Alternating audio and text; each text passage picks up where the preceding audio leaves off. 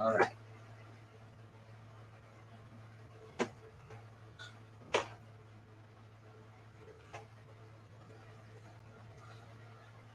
All right, everybody. Welcome to another stream on Fanmade Mario Show VHS labels. We're having Movie&GameLover98 join us in this stream. I sent him the link and Squid Girl 6 the link as well.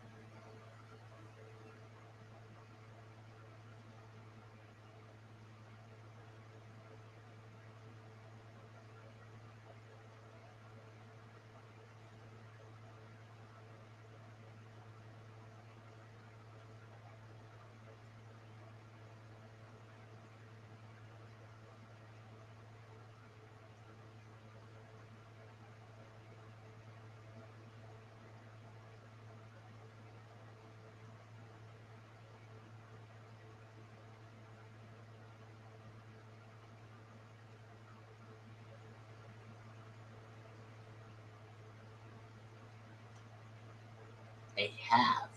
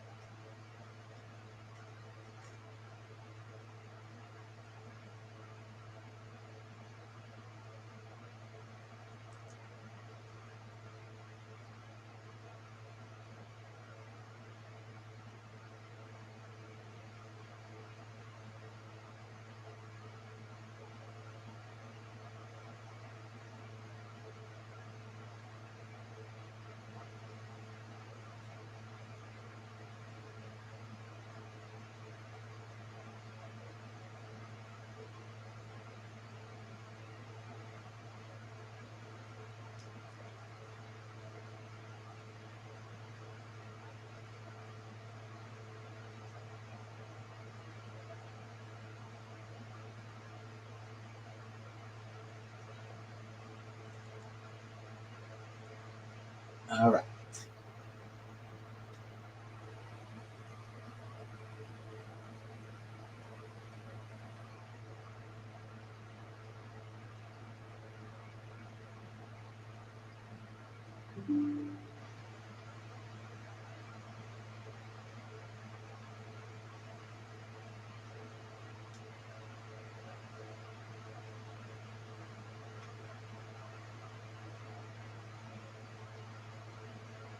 All right.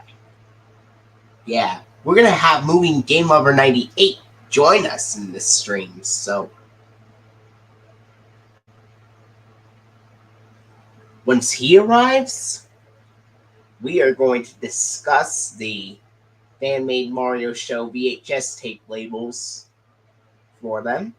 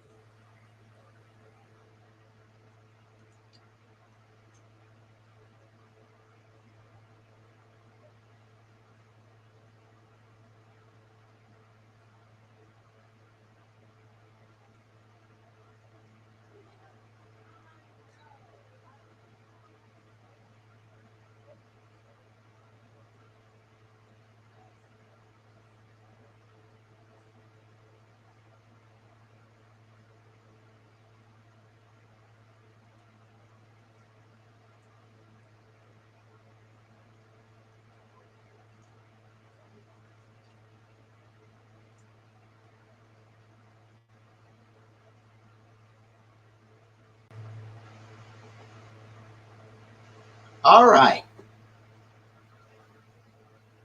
Here we go. Hey, Blicka, how's it going? Great. Because That's good. in this stream, we're going to be discussing fan-made Columbia TriStar VHS tape labels for Jeremy Barton's fan-made show, The Mario Show. Okay, this will be interesting. I can talk about other things that are Mario related, if that's Sure. okay. Sure. Yeah, and I know. Yeah, and I know for a fact I know you asked Squidroll6 if you wanted to join. If she wanted to join, I mean. Yeah, I have. So anyway, up to the very first ever Mario Show VHS release, and that is called Welcome to Mario Land, with the release date being January 18th of 1983. January of 1983. That Yeah. would have been a year before Thomas aired in the UK. Like, I'll come up with dates of when stuff was eventually going to be released after that. All right, so this would have 3 season 1 episodes. By the way, season 1 would be from 1982 to 1983. Yeah? So the first one would be Mario's first show, which is the first episode of the show. And then Kermit the Frog comes to Mario Land, which is the 3rd episode. And then the last one is called Ernie's Unhappy Birthday, not to be confused with Ford's Unhappy Birthday from season 1 of Dragon Tales. But in this one, Ernie from Sesame Street has an unhappy birthday in Mario Land because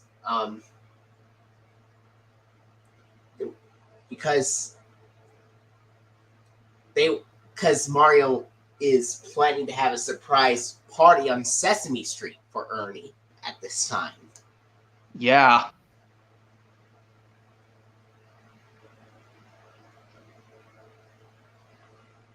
And it would be the 15th episode of season 1. Yeah, it wouldn't be as similar to Ord's Unhappy Birthday from Dragon Tales, where, where Ord, in that version, he thinks he's all sad because everyone thinks they forgot about his birthday, but they were keeping it a surprise from him. What do you think Ernie should be about? What do you think Ernie's reaction should be in that episode of the Mario Show called Ernie's Unhappy Birthday? Well, I'm not good at doing Ernie's impressions. I might not be good at it if I can try to. I can do a pretty good Ernie that is very much like the original Jim Henson's one. Would you like to give it a try? I guess you could try. So, hi dear. Aren't you coming to my birthday party? I do know Ernie's chuckle, yeah. That's the only thing I'm good at with Ernie's chuckle. Well, I guess I'll see you later then. Come on, Rubber Ducky. Let's go. Yeah, it's like something else, like, Ernie takes his ducky with him. You want me to tell you how I really feel? I have not been very happy all day. I was expecting to hang out with you guys because it's my birthday today. But I suppose you never wanted to hang out with me for my birthday, and that makes me feel very, very sad, Mario. I can do a Mario impression. Well, don't worry. We'll tell you when it's time to come in. That's a good fan-made dialogue, right? Yeah. Or is that just the real thing? And then Ernie goes, see, they won't Yeah, I can't do Ernie's impression about it. It's kind of sounds like Ord in a way. All right. Now, as for the label, yeah, this well, it's Fanmade Colubia TriStar, yeah, would be released in 1983, so it would have the Columbia Pictures Home Entertainment logo on the label, and the 1978 Children's Television Workshop logo on the label as well. Yeah. Now, as for how this tape would open up, it would open up with the 1979 Columbia Pictures Home Entertainment Presents logo, and then, of course, the 1978 Children's Television Workshop Snake logo, and then, of course, the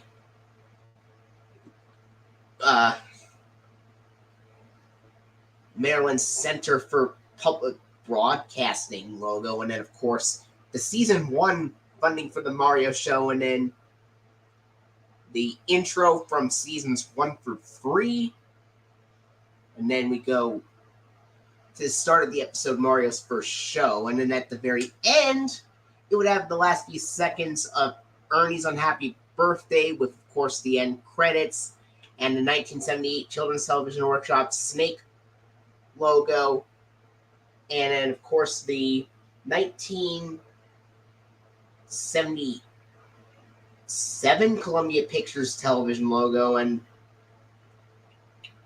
then, of course, the Nelvana logo from the late 1970s, and then the Season 1 funding, and then, of course, the 1971 PBS logo. Yeah. Yeah, that's the coolest one we could do for a family one. Oh, yeah. And then, mind if I ask you this really quick? Well, Sure, since it's related to Columbia TriStar, remember I made a different version of how I improved the dialogue in Bully for You of Dragon Tales, how Cassie would stand up to Spike the right way by saying, Spike, those are my sugar plums. I might as well save it for later. I don't want to do it just right now because I want to get to the rest of the fan-made releases. Well, after a certain amount, I could show you how I made it up my way. Well, since Dragon Tales is related to Columbia TriStar and Sony in a way, like I said. So let's get to the next one. Next up, we're going into a 1985 VHS release of the Mario show, Games with Mario and Luigi. Because, yes, speaking of this, I'm wearing Mario. Well, I'm wearing Luigi's hat, I mean. I do have Mario's hat. I'm just wearing Luigi's today. The release date would be in 1985, of course. Yeah. The specific date would be either... It would be November 19th, 1985. You know, that's just about a month after the actual game, Super Mario Brothers, the actual video game, would release. I'm just going to mention that it came a month. It would be released a month after. It was a month after the Super Mario Bros. The actual game for NES came out. And this would be the first. This would be the first release to contain Season 4 episodes. Yeah. With the debut of Bowser.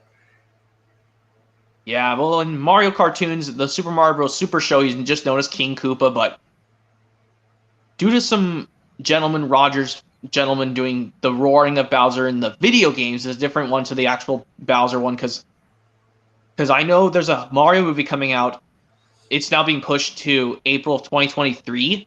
I'm probably going to see it when it releases. Well, I'll probably just see it after it comes out in April 2023 next year. And you know who's going to voice...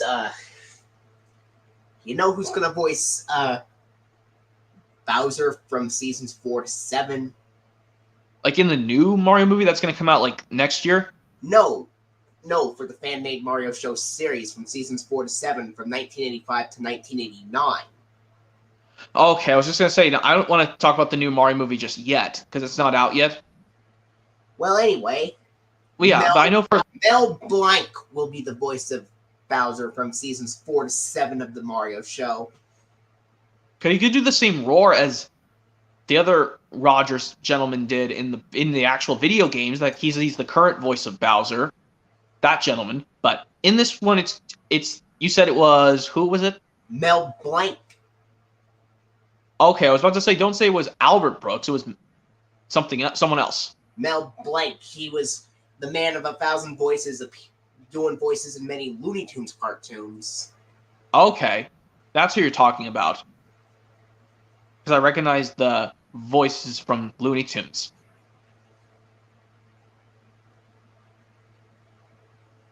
Well, yeah. Anyway, now at the beginning of this now here's the label. This would have the RCA Columbia Pictures Home Video logo in the label, along with the Children's Television Workshop Sparks logo from 1983 in the label as well, along with the Nelvana logo and the Maryland Public Television logo from 1984 in the label. And yeah, I have an interesting label, yeah. Now at the beginning, it's got the RCA Columbia Pictures Home Video logo, FBI warning screen, 1983 Children's Television Workshop Sparks logo, and it's got the electronic synth sounds. And then, of course, after that, it would have the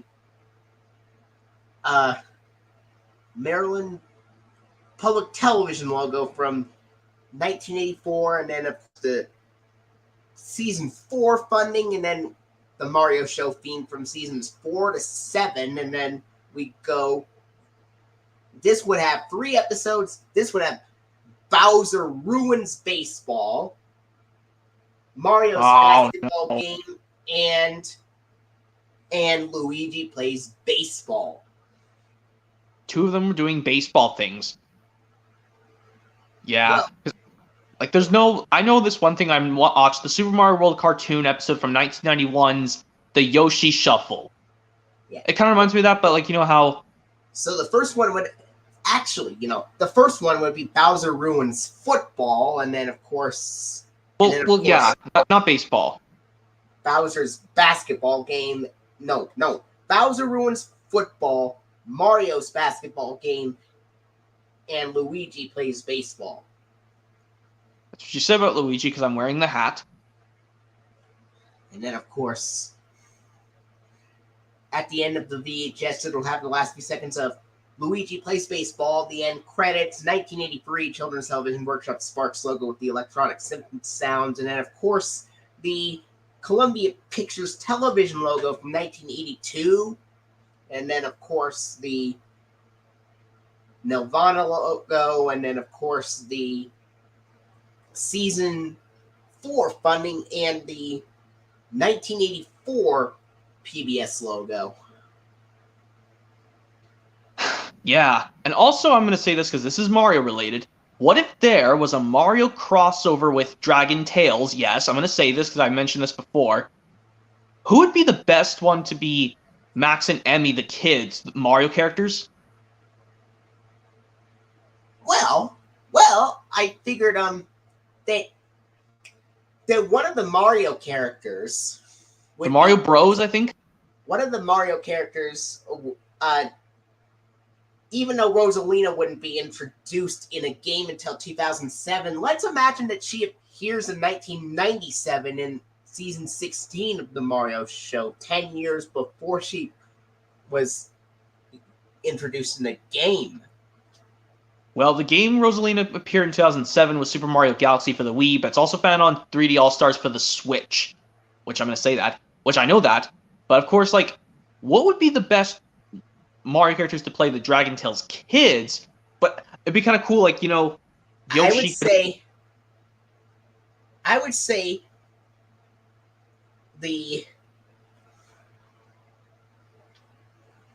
say Princess Peach and Princess Rosalina, respectively. Well, would those two be like Emmy and Cassie or something else? someone else.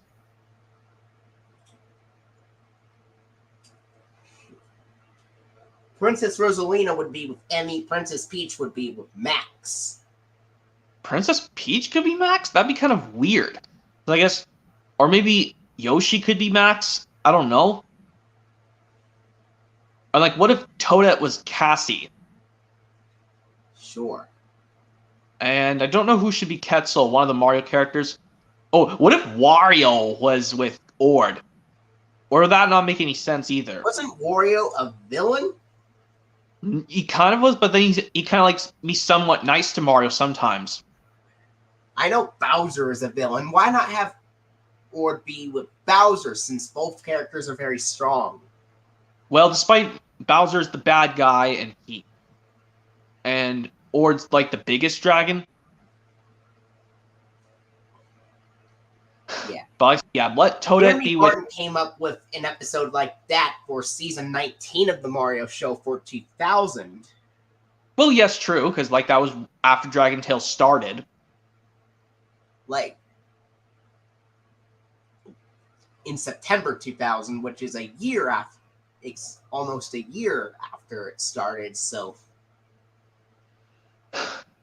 Yeah, I'm also trying to think who should be Zack and Wheezy, these Mario characters, because Zack and Wheezy are two heads.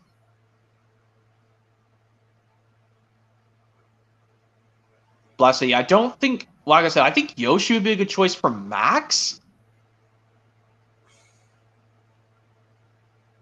okay. Yes, Toadette will be, like I'm going to say this again, Cassie.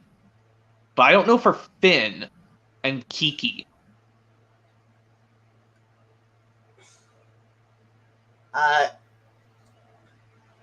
Let's have maybe One of the Baby Mario Bros. Baby Mario be with Kiki and Baby Luigi be with Finn. Well, despite Finn is older than Kiki, well, it doesn't honestly matter because I think like, well, true, yes, but we just don't know who to put regular Mario for the Dragon Tales characters.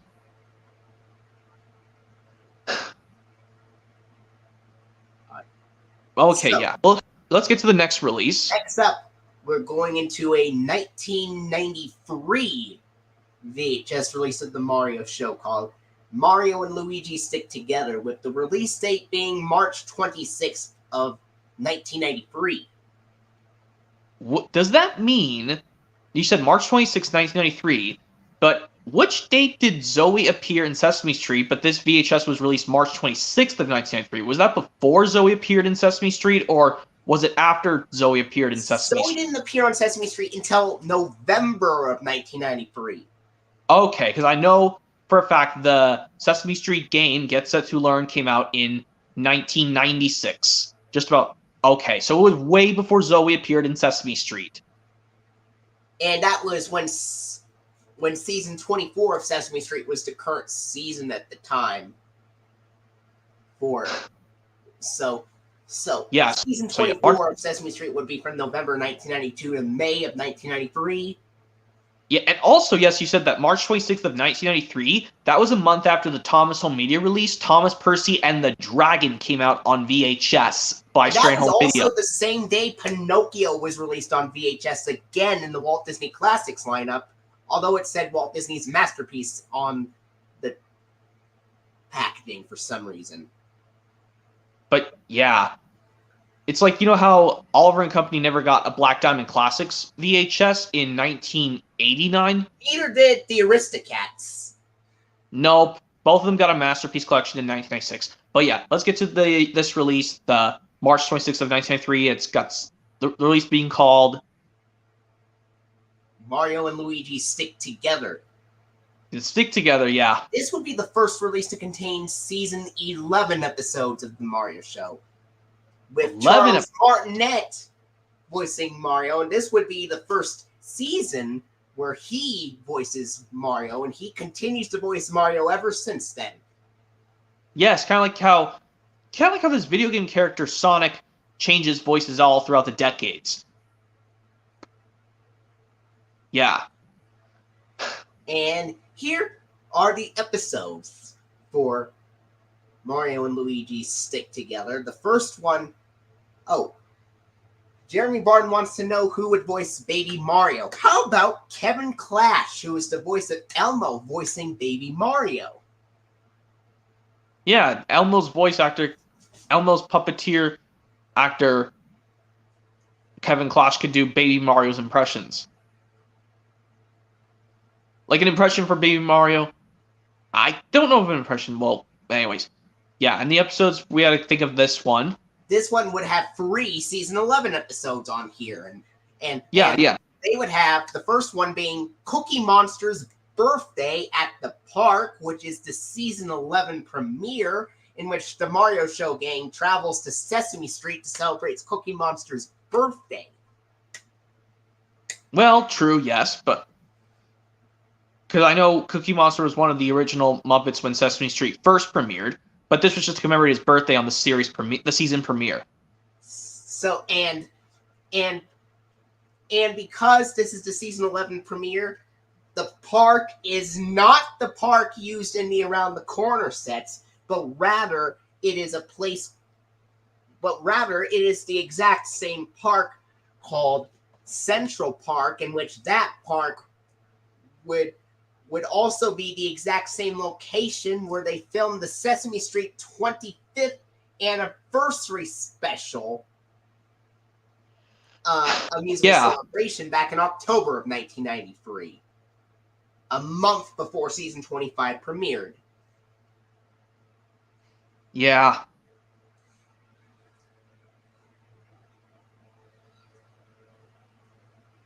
So yeah, it would be Cookie Monster's Birthday at the Park would be the first episode on this release. And not only that, this episode would air on November 2nd, 1992, 1 week before season 24 premiere of Sesame Street premiered. But despite that, this would be the earliest occurrence of the Calypso version of the Sesame Street intro. Yeah.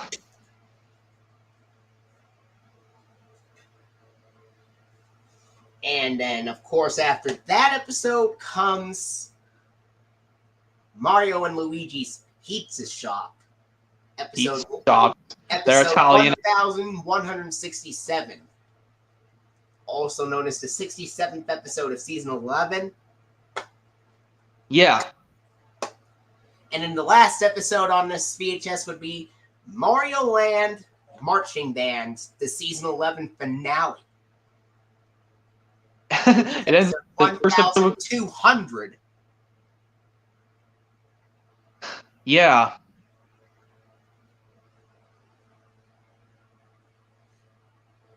I would think the Mario and Luigi, if they made that, the pizza shop would be a cool one. Because I know I'm not gonna say this, but have you seen this this show from 20th Century Fox does the same thing called Malcolm in the Middle, where they go to this pizza place called Luigi's Pizza. Malcolm in the Middle from season 5's Malcolm Dates a Family. Have you seen Malcolm in the Middle or no? No, I have not. I say give it a try. I mean, if you're not a big fan of it, that's fine. I mean, it's a 20th Century Fox show because it was on Fox along with The Simpsons and Seinfeld and Family Guy was also on Fox as well. Well, yeah, Family Guy, The Simpsons, and yeah.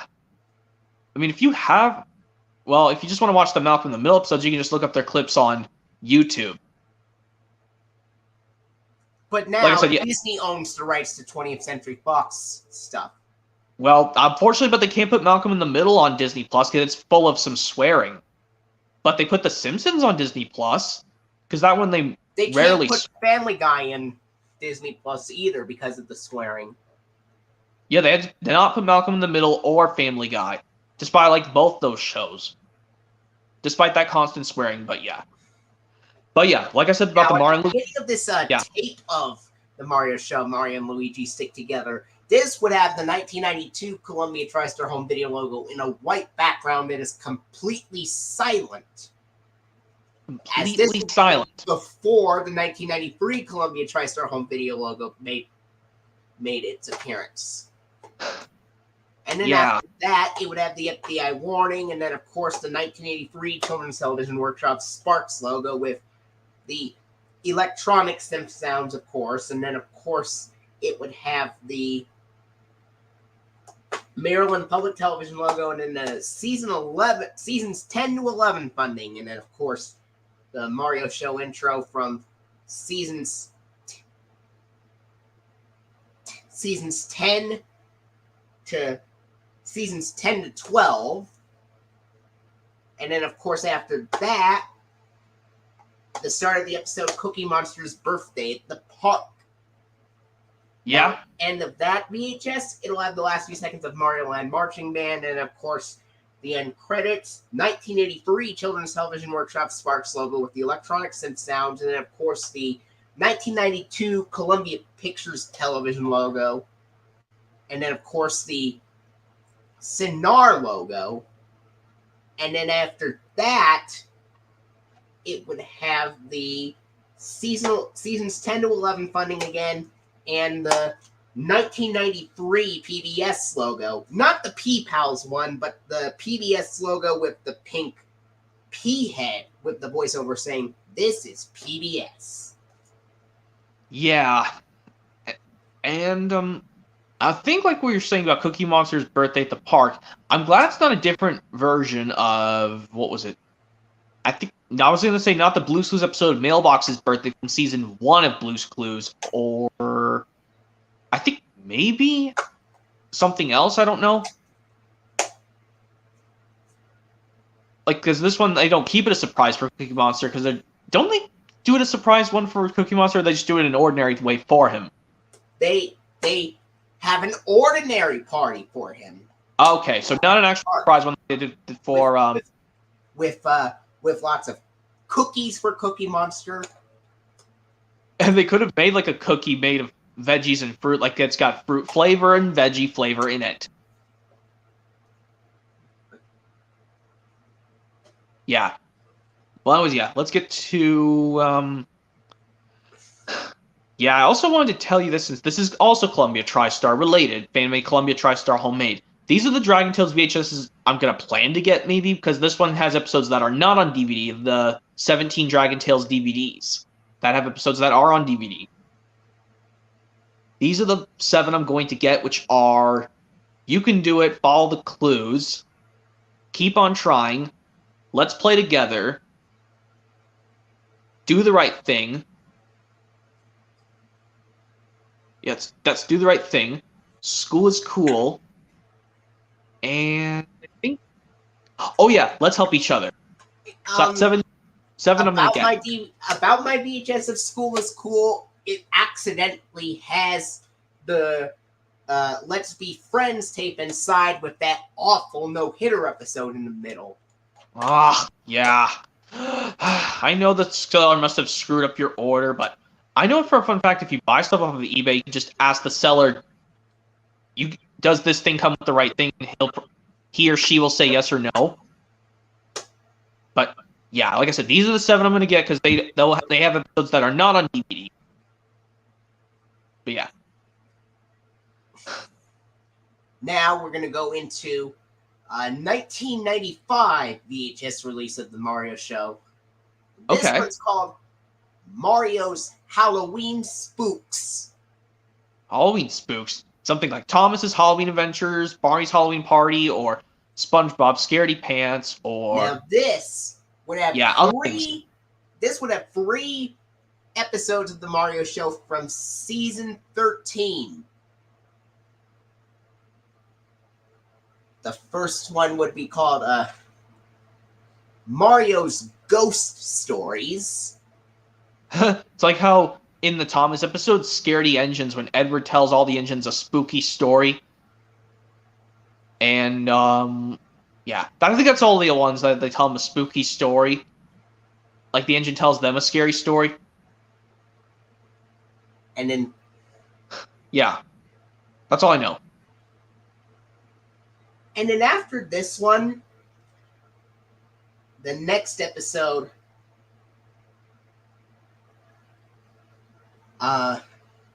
let's see. The next I'm gonna pick the next episode, and the next one would be called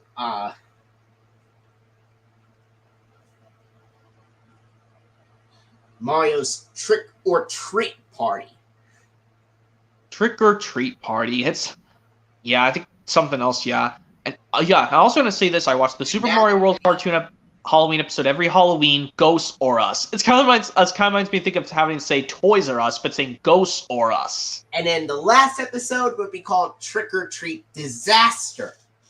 Trick or Treat Disaster. Like something goes wrong and the trick or treating gets ruined. Oh, I have an idea. Bowser could steal the Halloween candies, and he could get punished at the end of that episode for stealing the Halloween candy. Yeah, and you said like the release date would be in 1995. Which date would that be of 1995? In October 1995. So between it would be coming a few months after the Thomas release, Thomas and the Special Letter, the U.S. release in August of 1995, and just about a while before Toy Story came out in theaters, and actually 2 months before these two films of 1995, the Sony Pictures movie Jumanji and the Universal film Balto. So yes, before Toy Story, they were December of 1995. October 25th, 1995. So less than a month before Toy Story came out in theaters, and a less than 2 months before Jumanji and Balto came out in theaters. That's actually 3 weeks after the Walt Disney Masterpiece Collection edition of Cinderella was released. Oh, okay. Well, I mean, I know the Santa Claus was also released in 1995 on VHS as well. Yeah. Now, at the beginning of this VHS of Mario's Halloween Spooks, it'll have the 1993 Columbia TriStar home video logo, and that is the one that is shown on the first 6 VHS releases of Dragon Tales. It's got the dark blue background with the dramatic piano music playing. I think I know which music you're referring to, yeah. The one that goes.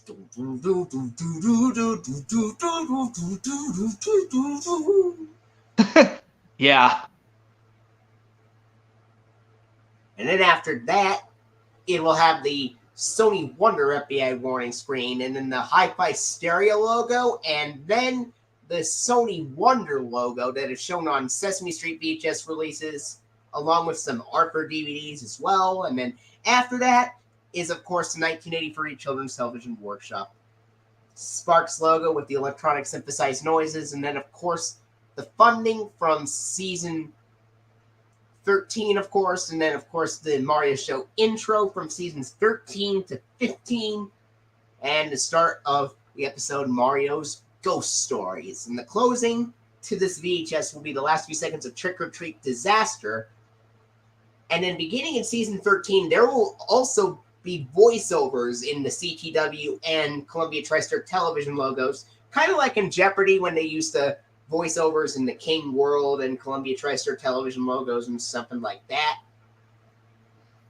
Yeah, because I've watched the game show Jeopardy a lot, and then as well as its predecessor, Wheel of Fortune. And then after the last few seconds of the episode, Trick or Treat Disaster, it'll have the end credits. And it would have the 1983 Children's Television Workshop Sparks logo with the electronic synthesized sounds with Mario's voiceover. And then, of course, the 1994 Columbia TriStar television logo with Mario's voiceover as well. That would be so cool. And then after that, the Sidar logo and the 1994 Maryland Public Television logo, the season 13 funding, and then of course the 1993 PBS Kids P-Pals ident. Yeah. To answer that question, MRKP 2003, I will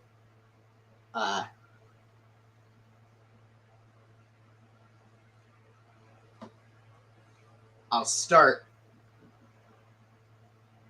tomorrow or Sunday, depending on if I have time. Yeah. Yeah, and also, yes, I'm going to say this, because this is Mario related. What if also, yes, a Thomas... No, a Mario crossover with Thomas, excuse me. A Mario crossover with Thomas. I think Jeremy Barton came up with something like that as well. He did?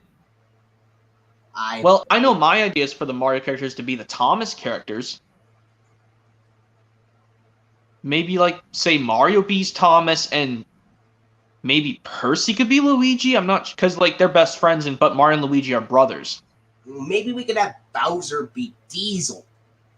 Or Diesel 10, rather, because, Diesel 10 is, like, the biggest Diesel, and Bowser's, like, the king of the Koopa kids. Mm-hmm. Like, these are the Diesels I put with the 7 Koopa kids. These 7 Diesels. Well, despite this, one is a female Diesel, and she's a villain, kind of. Like, these are the Diesels I put for the 7 Koopa kids. Like, for Bowser Jr., I would say Diesel, Devious Diesel. And for all the other Koopalings, I would just say either Aryan Bird or Splatter and Dodge. And the only female one I would put is Frankie from Journey Beyond Soda, because she's the only female Diesel that's kind of nasty. Or maybe Den and Dart, yeah. I don't know. Okay, I guess Norman would be a good Diesel then. And as for the princesses, I would say Emily could be Princess Peach. Yeah, Princess Peach could be Emily.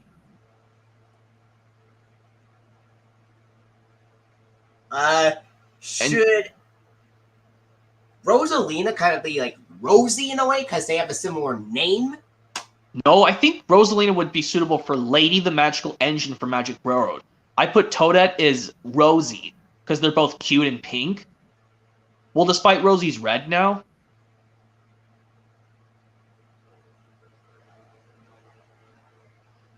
And, actually I could put Yoshi as Percy. I should put Luigi as someone else. Well, like, yeah. If you want. Now, yeah.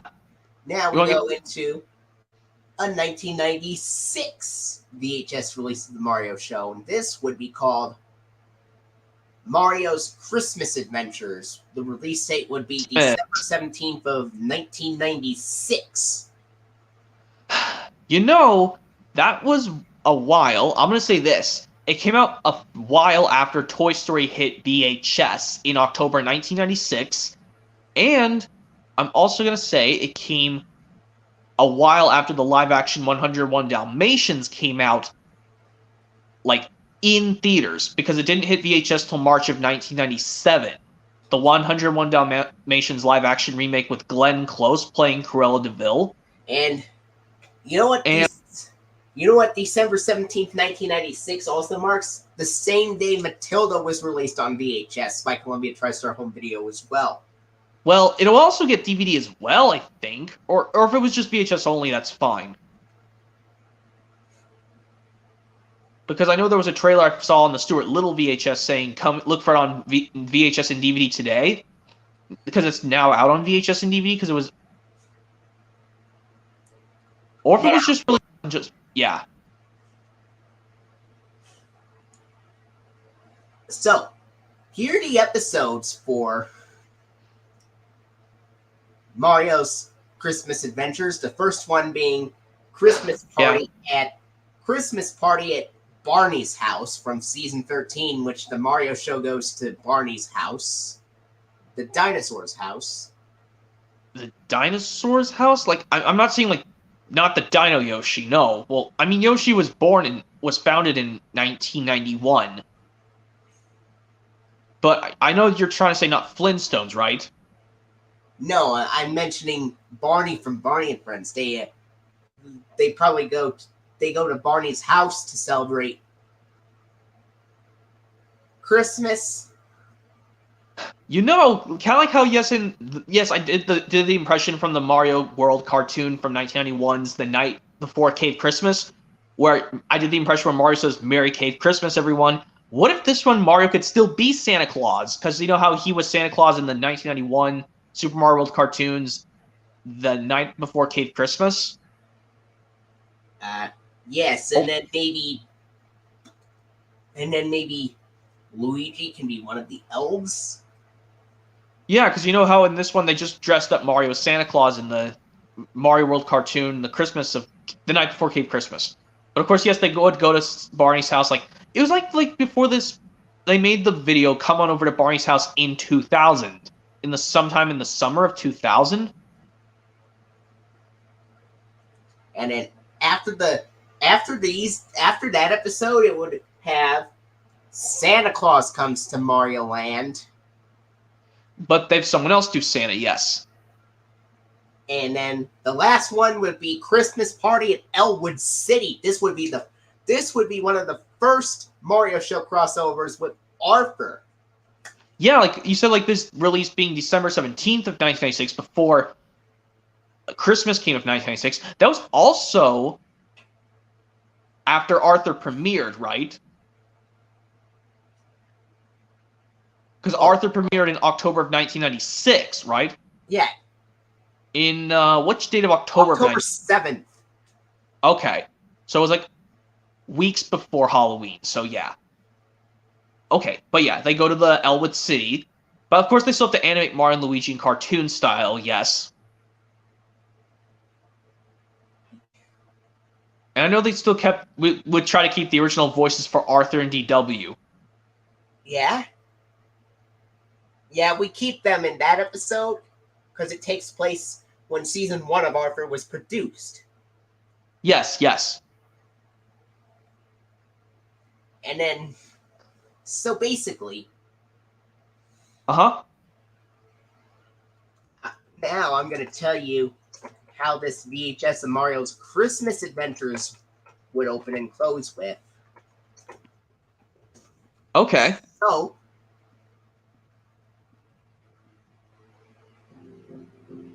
So at the beginning of this VHS of Mario's Christmas Adventures, yep, I'm listening. The 1996 Colubia TriStar home video logo with the people singing "Take Hollywood Home" with the "Coming soon to a theater near you" screen. Yeah. And then after that, it would have a theatrical trailer for Buddy, and then there's a coming soon to home video screen with a previews for Fly Away Home and Alaska, and some later copies printed in November of 1996 and onward would also have a promotional trailer, a Sesame Street promotional trailer for the 1997 releases of Sesame Street, which would be Get Up and Dance and Kid's Guide to Life Telling the Truth, even though earlier copies would not have that promotional trailer. Nope. And also I'm going to say this, yes, because this is also about the Christmas release. I'm also going to say this, yes, because I forgot yesterday. I know I've done the impressions from the iCarly iChristmas episode, because yesterday was actually the 15th anniversary of iCarly. On September 8th of 2007, on this day, it would have been 15 years since iCarly broadcasted on, or maybe it's today, I'm not sure. It's the 15th anniversary of iCarly. Now. Yeah. Now.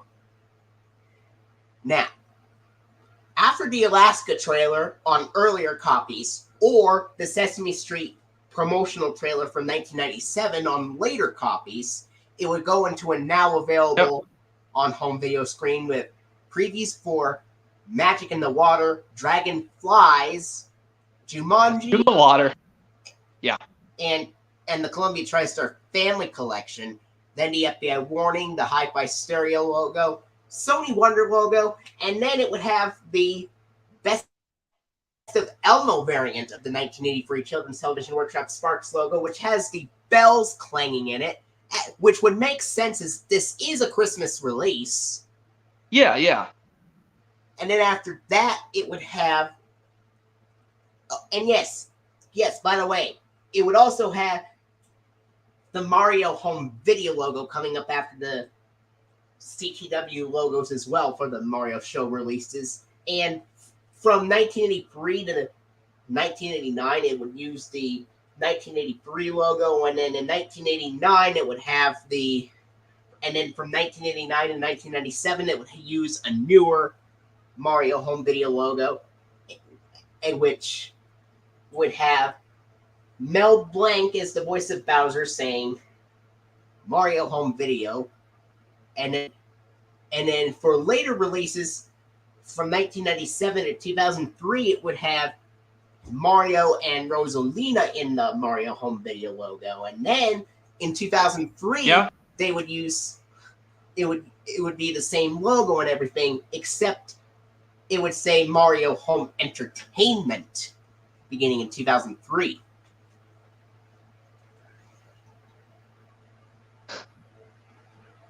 But anyway, since this is a 1996 release, after the CTW logo, it would have the 1989 Mario Home Video logo. And then after that is, of course, the season 13 funding. And then, of course, the Mario Show intro from season 13 to 15 and the start of the episode. The start of the episode Christmas Party at Barney's school, and then school, not house.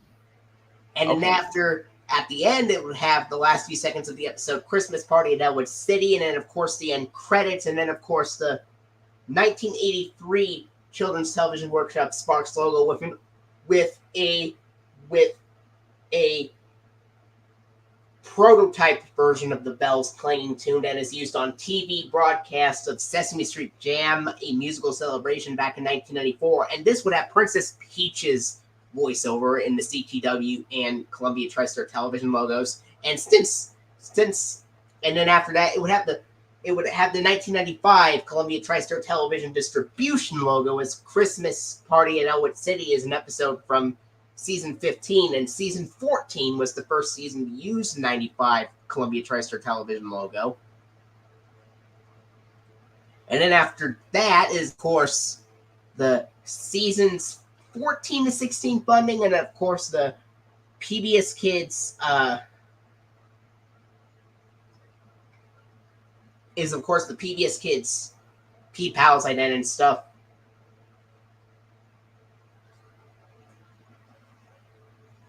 Now we go into a release from 1997. Before we get to that, I also want to tell you, you said something about Peach's voice actor. The current voice of Princess Peach in the video games of Mario is so many ways to say it, but the woman's last name is Taylor. It's either Jenny, or Jennifer Taylor as the voice of Princess Peach. Well, in the Mario Show series, Kath Soucie will be the voice of Princess Peach. Yeah, Princess Toadstool, yeah. But in the video game, she's voiced by Jennifer Taylor. And you know how, Also, in the actual series of the Mario Show, Andrea Lipman, who does the voice of Emmy in Dragon Tales, will be the voice of Rosalina. Oh, that's kind of interesting. Because you know how this... I'm going to say this. The voice of Princess Daisy, Deanna Mustard, she's also one of the voices of one of the Leapfrog characters in one of the Leap Pad books. I'm going to say that. Daisy's voice actress, Deanna Mustard, however you say that name. I think it's Deanna Mustard. It's funny, her last name ends with Mustard. I think she might like mustard. But anyways, yeah. Let's get to the next release of the first one. But in the Mario Show series, Carmen Osbar, the voice of Rosita on Sesame Street, would voice Princess Daisy, according to what Jerry Martin would say. Yeah, not compared to Deanna Mustard, who does her in the video games, and yeah. But yeah, let's get to the next release, starting a 1997 release. And this one would be called Bowser's Bad Deeds, released on December 23rd of 1997. Yeah, I think months after, just 3 months after Thomas Meets the Queen released on VHS. And I think it was a while before Hercules came out on VHS. It was less than 2 months.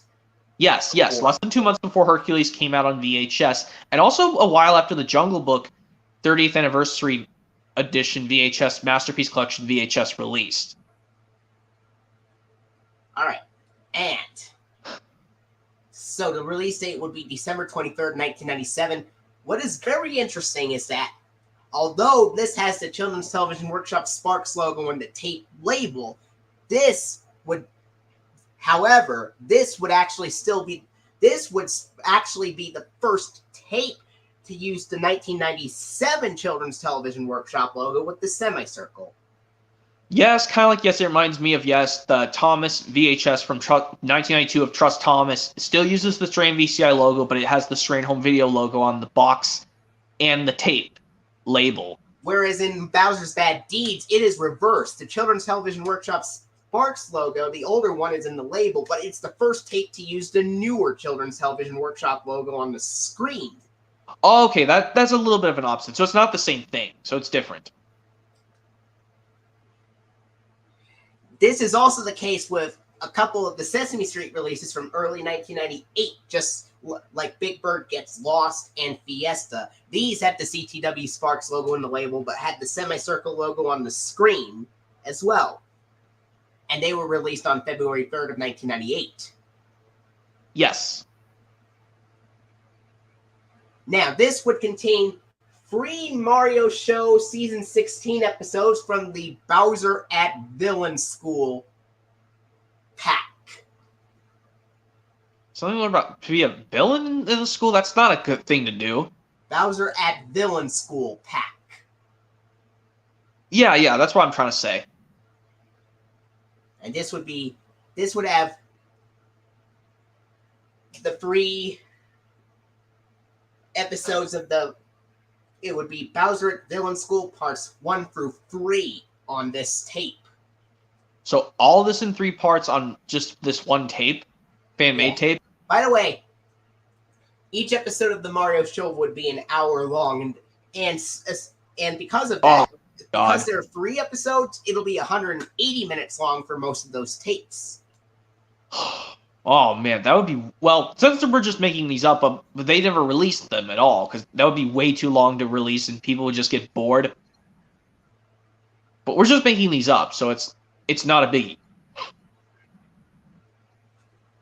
Now, at the beginning of this tape, earlier copies would have no previews. Earlier copies would be printed in late November of 1997, and would have no previews, but it would have the 1997 Colubia TriStar home video logo with a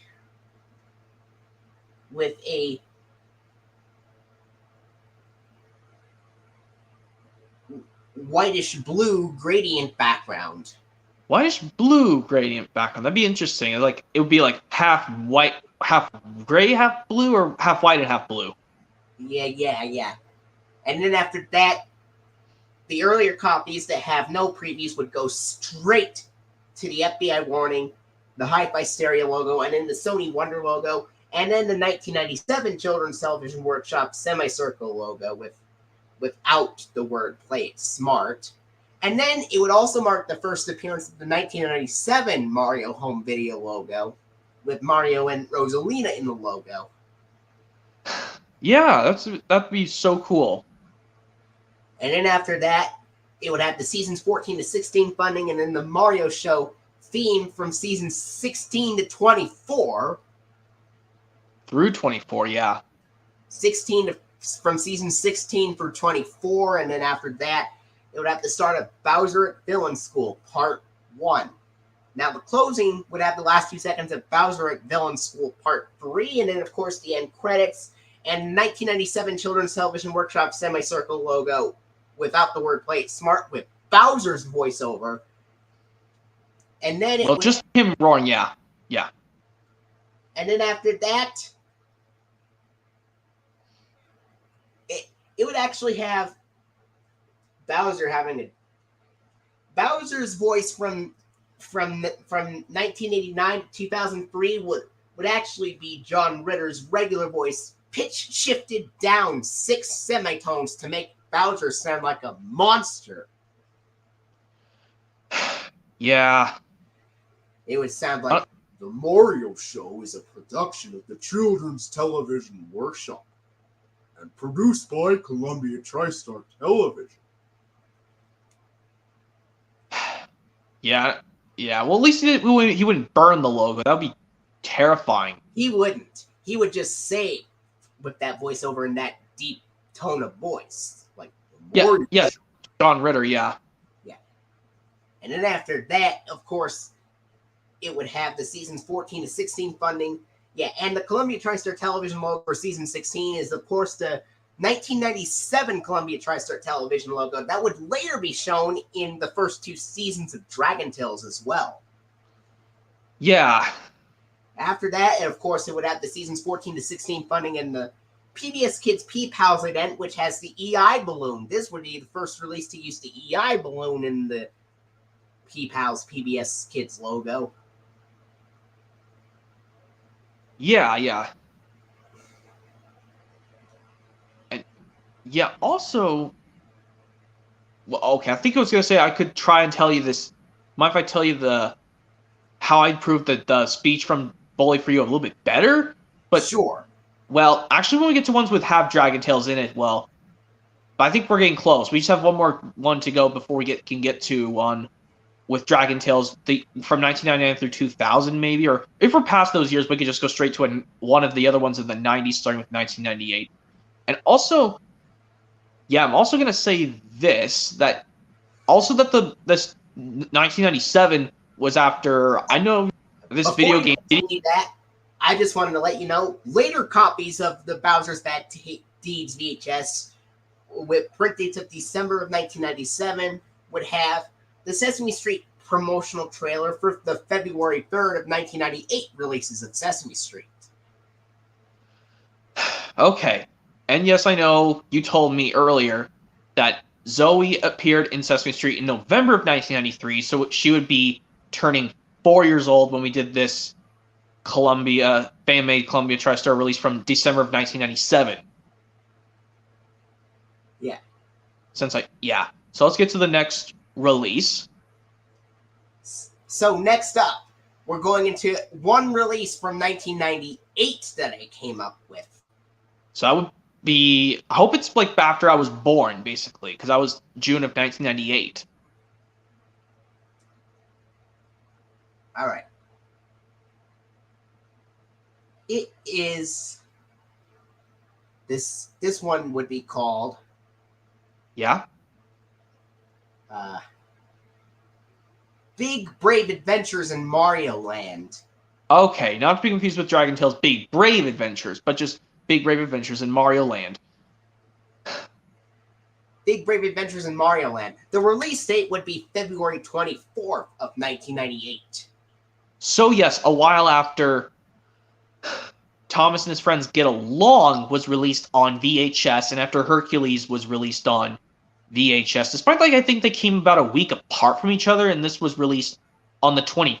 It was pretending to be released on the 24th of February of 1998. That would be less than 4 months before I was born, and a while before the Disney animated movie Mulan came out in theaters. And because this is a 1998 release from the late 90s, it's got the semicircle Children's Television Workshop logo and the tape label.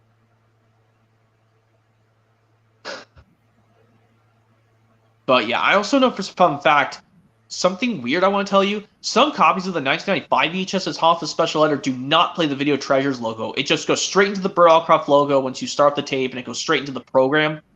My tape does that, unfortunately. Are there some copies of the Thomas Gets Bumped VHS from 1992 that do use the Strand Home Video logo on it? Some might, but I know there's a version that you can get with a sticker that has the non-echo tracks in the episodes. That one may play the Strand Home Video logo at the beginning. I'm not sure, because I haven't bought that copy. I'll have to see. I've heard that some Video Treasures copies of Thomas Gets Tricked don't play the Video Treasures logo and instead play the Strand VCI logo. Well, that is true, but they do have the Sir Topham Hatt promo at the end of the tape, after the last few seconds of Thomas Saves the Day, the season 1 version, and the end credits, and then it would show a little promo from Sir Topham Hatt at the end to say, you know how the speech goes on the Thomas Gets Tricked VHS, on some versions they say, Sir Topham Hatt would like to send you a free tree, and I'll just send it out later. I'll tell you how it goes. This would have 3 Mario Show episodes from Big Brave Adventures in Mario Land, would have 3 season 16 episodes of the Mario Show, and they are Rosalina's Fear of Spiders. Fear of Spiders. The second one, or actually the first one would be called Baby Mario Goes to the Doctor. The second one would be called Luigi's Fear of Spiders, and the third one would be called Frady Luigi. Frady Luigi. Like, you know how he's like a Frady cat in Luigi's Mansion, the video game series. And at the beginning of this tape, it has absolutely no previews.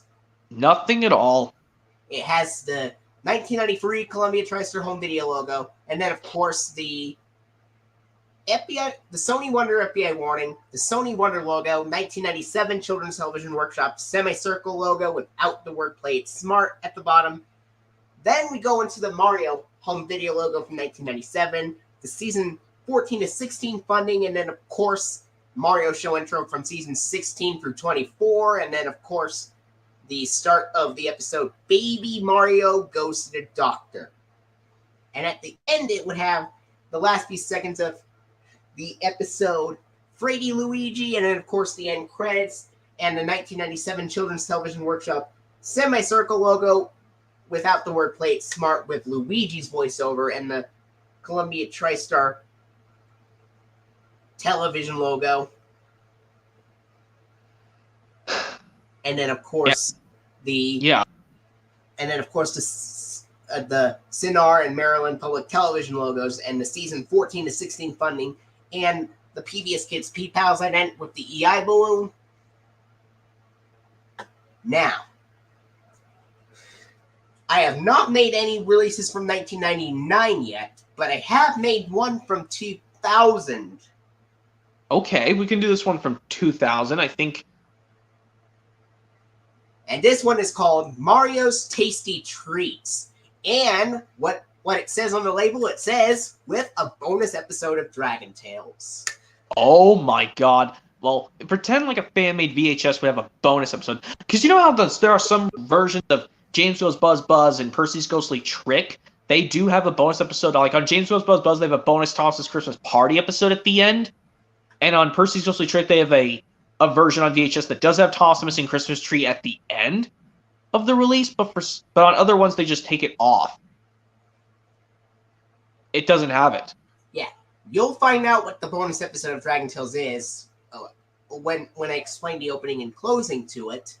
Well, yes, I was just going to say it might take a little bit longer because I have both portions to explain at the end.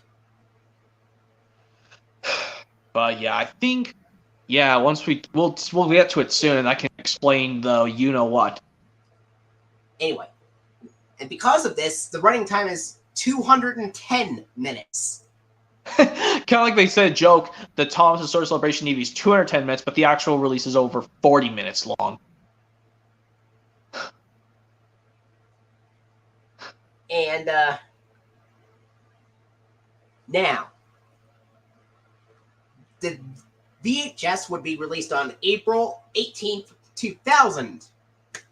Okay, so after a while, just about a while after Thomas Spills and Chills were released on VHS, and when Tarzan hit both VHS and DVD at the same time, and actually a few months before Buzz Lightyear Star Command The Adventure Begins hit both VHS and DVD. Now, here's how this tape would open with.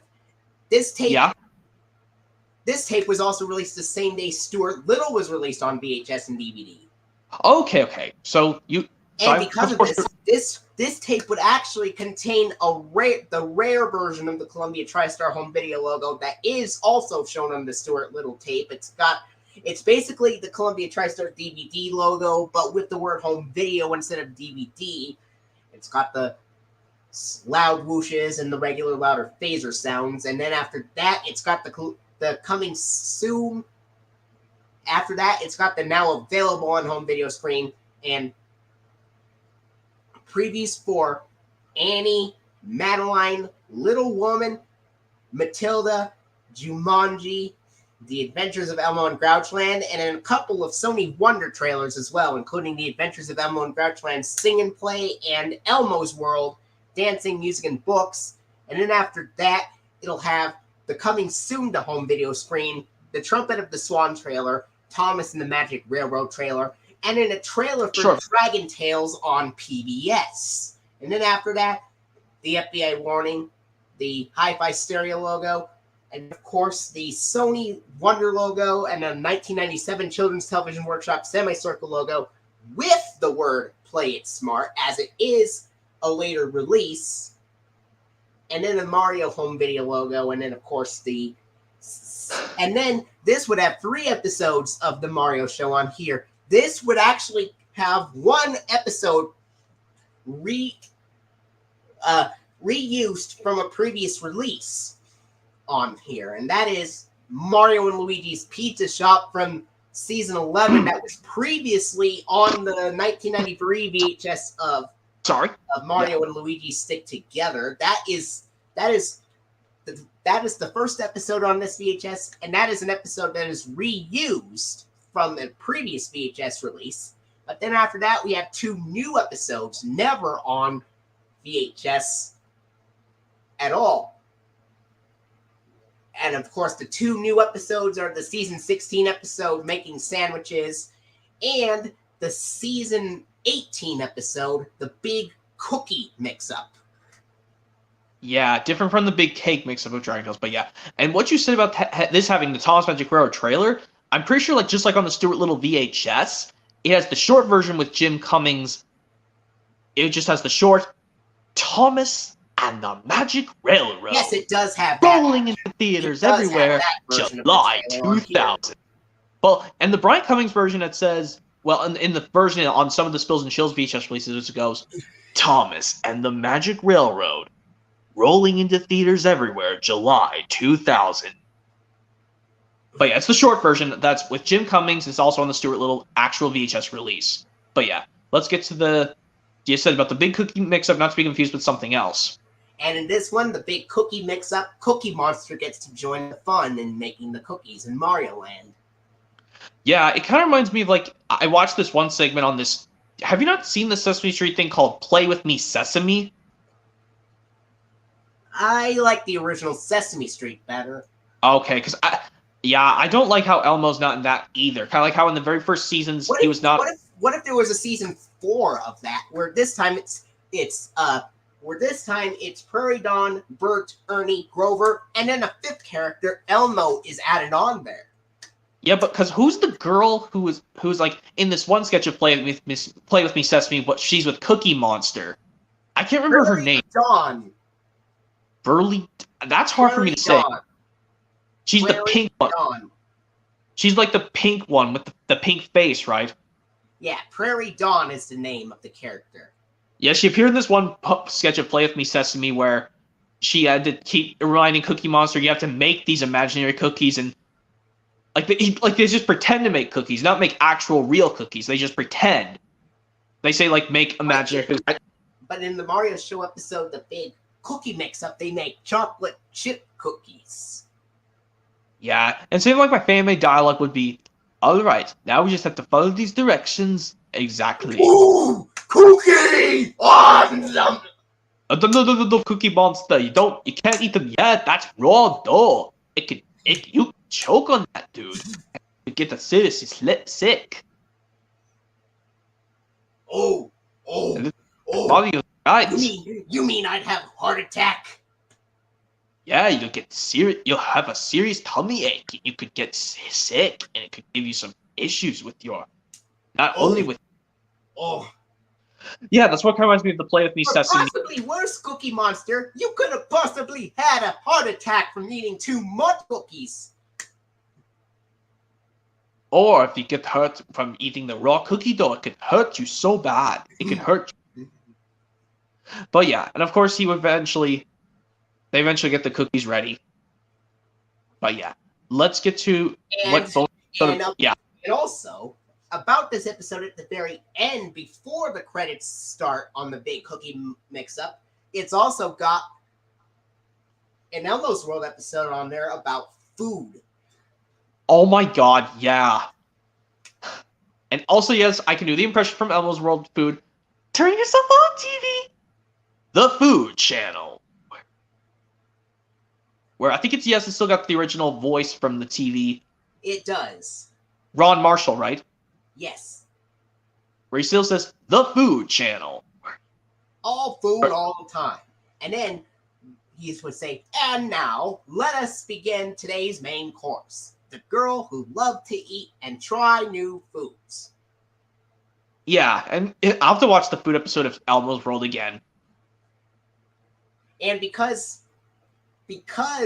they added the Elmo's World episode on there, the Mario Show episode is 50 minutes long to make room for the Elmo's World episode to last 60 minutes for an episode. Yeah, and also, yes, yes, great idea, Dorothy! Let's ask Mr. Noodle! And then, Mr. Noodle, how do you have some... Yeah, Mr. Noodle. Yeah? Now we're going to explain the closing to the VHS. It'll have the last few seconds of the big cookie mix-up, and then the Elmo's World intro, and the start of the food episode, and then at the end of the Elmo's World episode, it would have the last few seconds of the food song, and then we go to the end credits for the Mario Show, and then, of course, the 1997 Children's Television Workshop semicircle logo with the word Play It Smart with Mario's voiceover, and with the Columbia TriStar Television logo with Mario's voiceover as well. Yeah. And then after that is, of course, the season 17 and 18 funding and the 1999 PBS Kids Dash ident, where Dash is thinking about something. Yes, it goes, da-da-da-da, doink, PBS Kids. And then after that, we go into the Dragon Tales portion, which opens with the Rice Krispies Bird's Nest advertisement. And, of course, the Season 1 funding for Dragon Tales, the Dragon Tales theme, and the Dragon Tales episodes on this VHS would be Crash Landings and the Big Cake Mix-Up. Well, Crash Landings has nothing to do with food, but I guess having water to drink is part of the... Well, they don't drink water in the episode, but yeah. But I know my thoughts on Crash Landings and the Big Cake Mix-Up, where on Crash Landings, yes, they don't want to be careless and just crash again. They'll hurt each other during this marathon. And for the Big Cake Mix-Up, yes, it reminds me of this one thing you sent me a link to, this one PBS Kids program break from 2000, where the enemy says, I think we forgot to plan out something. And then Max screams out, what? And then the mom calls out, dinner time. Now, at the end of the Dragon Tales portion and the VHS overall, it will have the last few seconds of the Big Cake Mix-Up, and then, of course, it have the exact same order of things that happened during the program break. It would have the Season 1 end credit, the website bumper from Season 1 with Orz saying, to learn more about Dragon Tales, visit us at pbskids.org. And then after that is, of course, the Season 1 credits, and then the same Children's Television Workshop semicircle and Columbia TriStar Television logos as before, except it has no voiceover at all, as Dragon Tales never used these voiceovers in the logo, even though the Mario Show does. Yeah, different in a way. And then after that is, of course, the Kellogg's Frosted Flakes school advertisement, which is the second one. Then the Season 1 funding of Dragon Tales. And then, of course, the PBS Kids ident from 1999 this time would have Dot, the girl, running up to the screen And then we go to the black screen, which ends the tape overall. Yeah, it's what they do with most of the Dragon Tales VHS releases, and well, just VHSs in general, because DVDs after the program's over just go straight back to the menu, basically, because we're only coming up with fan-made VHS releases, but if we don't get into some DVDs, that's fine, because I think this is mainly just on VHS, because remember, VHS was died in 2006, it was taken off the market, but yeah. There were actually some VHS releases from 2007. There's no lie, there are actually a few from 2007. That being the extremely rare VHS of Pixar's Cars, the first one. Open Season had a VHS from 2007. Oh my god, it did? Yes. Like, for the Cars one, you can only get through Disney Movie Club, if you had a Disney Movie Club account. Oh. And I was thinking Mario Show can have VHS releases, with the last one being released in April 2007. Because I know Cars was released on February of 2007 on VHS. Open Season was probably in after Cars was released exclusively in February of 2007. Well, that was all the ones that I have made so far. Yeah. And also, yes, I may as well tell you now how I did the better improvement of Bully for You, the dialogue much better of Cassie standing up to Spike the right way and saying, "I've had enough." And she speaks up like a serious big girl. Here it goes. Like when Spike takes her sugar plums, but she asks, "Hey, where'd my sugar plums go?" And she asks, "I took your sugar plums. I took your sugar plums. Ha ha ha." Spike, those are my sugar plums. Yeah! Give them back to Cassie now! No, I was like, no, they are my sugar plums. No, that's my sugar plums basket. It has my bow on there. It was made special. You give it back to Cassie right now, or you'll be sorry. Or I made it like this. You give me my sugar plums back right now, or I'm telling Quetzal on you. But I want to have more sugar plums than you, Cassie. No, you do not take my stuff without saying I can say you can. Because don't even think about stealing any of my stuff, like my Dragonberry cupcake, or you'll be even more trouble. Because taking my stuff, or any of my stuff, in general, because taking stuff from someone without asking is considered stealing. Yeah, just like when I wouldn't take anything of Wheezy's without asking her. You could have been, and if you were an adult dragon, you could have been sent to jail. Yeah, Zacky's right. I double agree with Zacky. I would never take something of his without me asking him. Despite I'm older than Zacky. Yeah, and if me and Emmy were... If I didn't ask Emmy, she would have yelled at me. When I didn't listen to her and I didn't listen to her, she told me not to touch my yo-yo. But I did it anyway and I still got... I should have asked first. Definitely, Max is right, Spike. That's what Cassie says. Taking someone else's stuff without asking is considered stealing. Now, if my sugar... Spike, I'd like to have a word with you. Well, no, before this has happened... Whoa, Cassie, calm down. I didn't mean that way. And Max would say, give her sugar plums back. Here, take your sugar plums, Cassie. Don't hurt me. Oh, I won't, Spike. But you're still not going to be able to pick sugar plums. Yeah, well, you'll see why after I... Oh, Quetzal, I didn't know you were there, and I'm just thinking how well these kids are good at picking sugar plums and... Oh, no, Spike. I am seriously frustrated with you, Nino. I would like to have a serious talk with you. You did not ask Cassie for permission to take her basket of sugar plums. And I'm going to say this to you as well.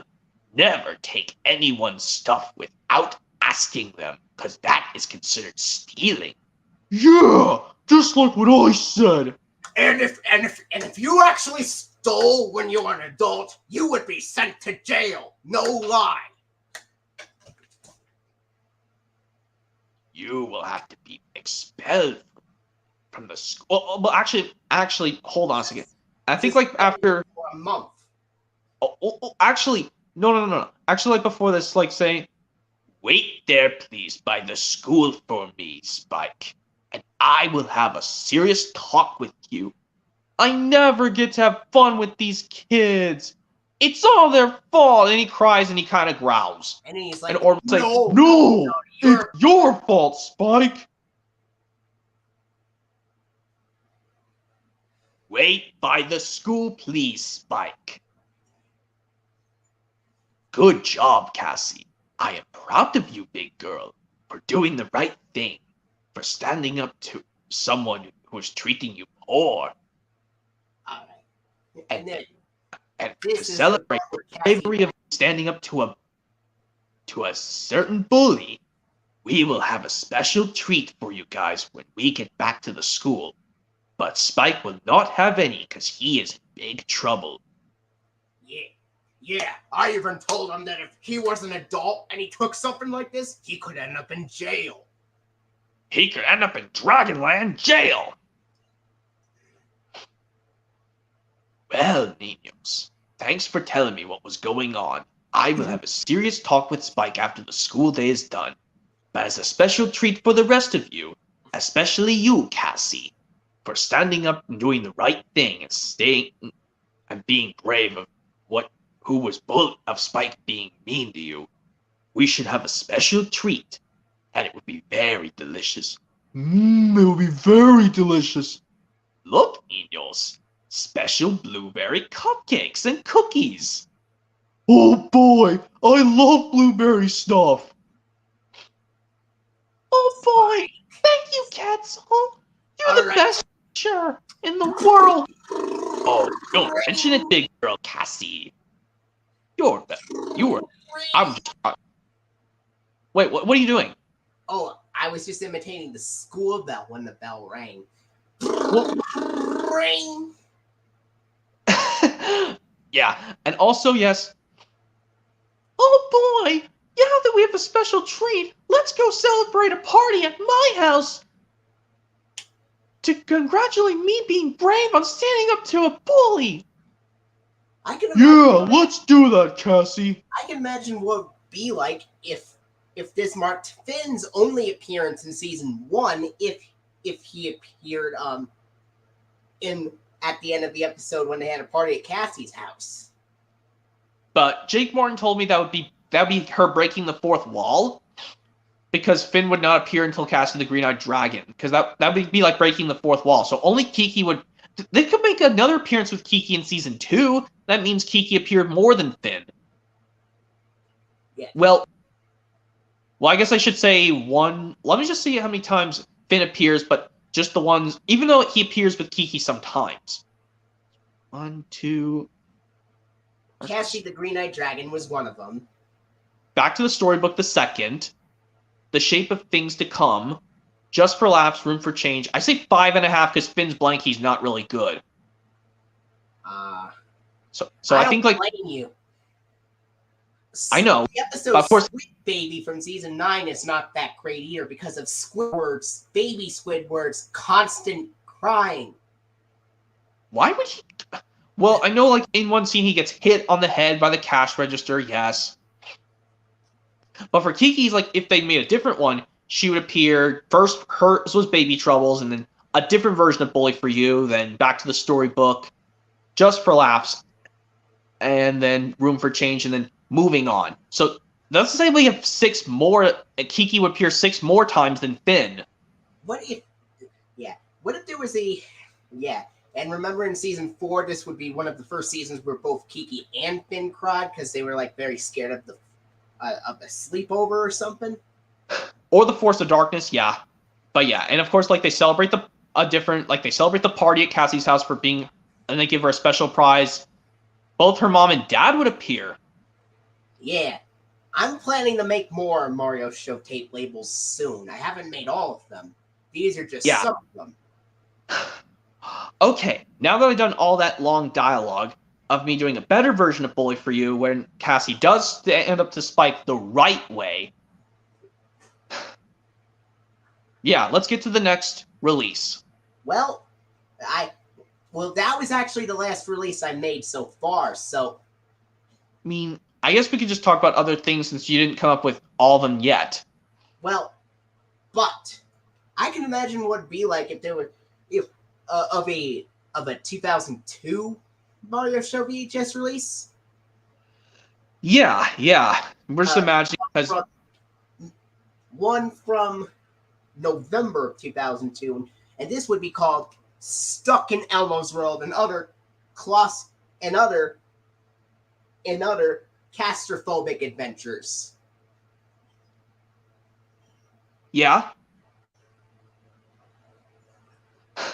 Like, what other crossovers would they be stuck in besides Elmo's World? Like the actual Sesame Street?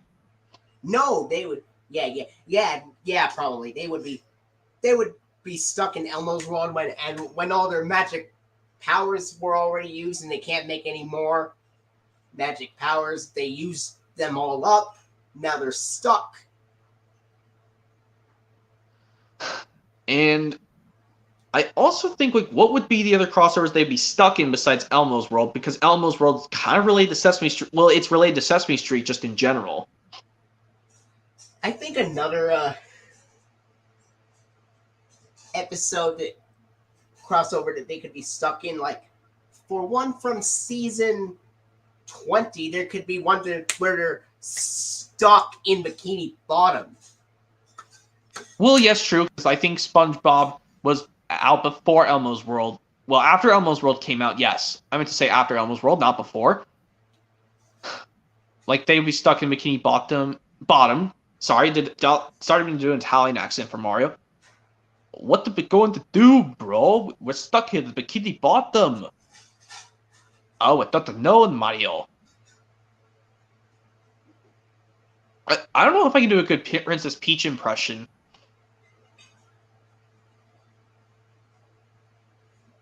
Jeremy Barton made a 1999 VHS called Mario's Fun with Celebrities. Fun with Celebrities, yeah.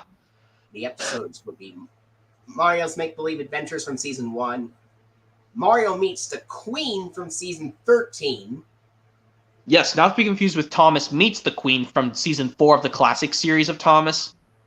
Or in the UK, it's called Paintbots and Queens.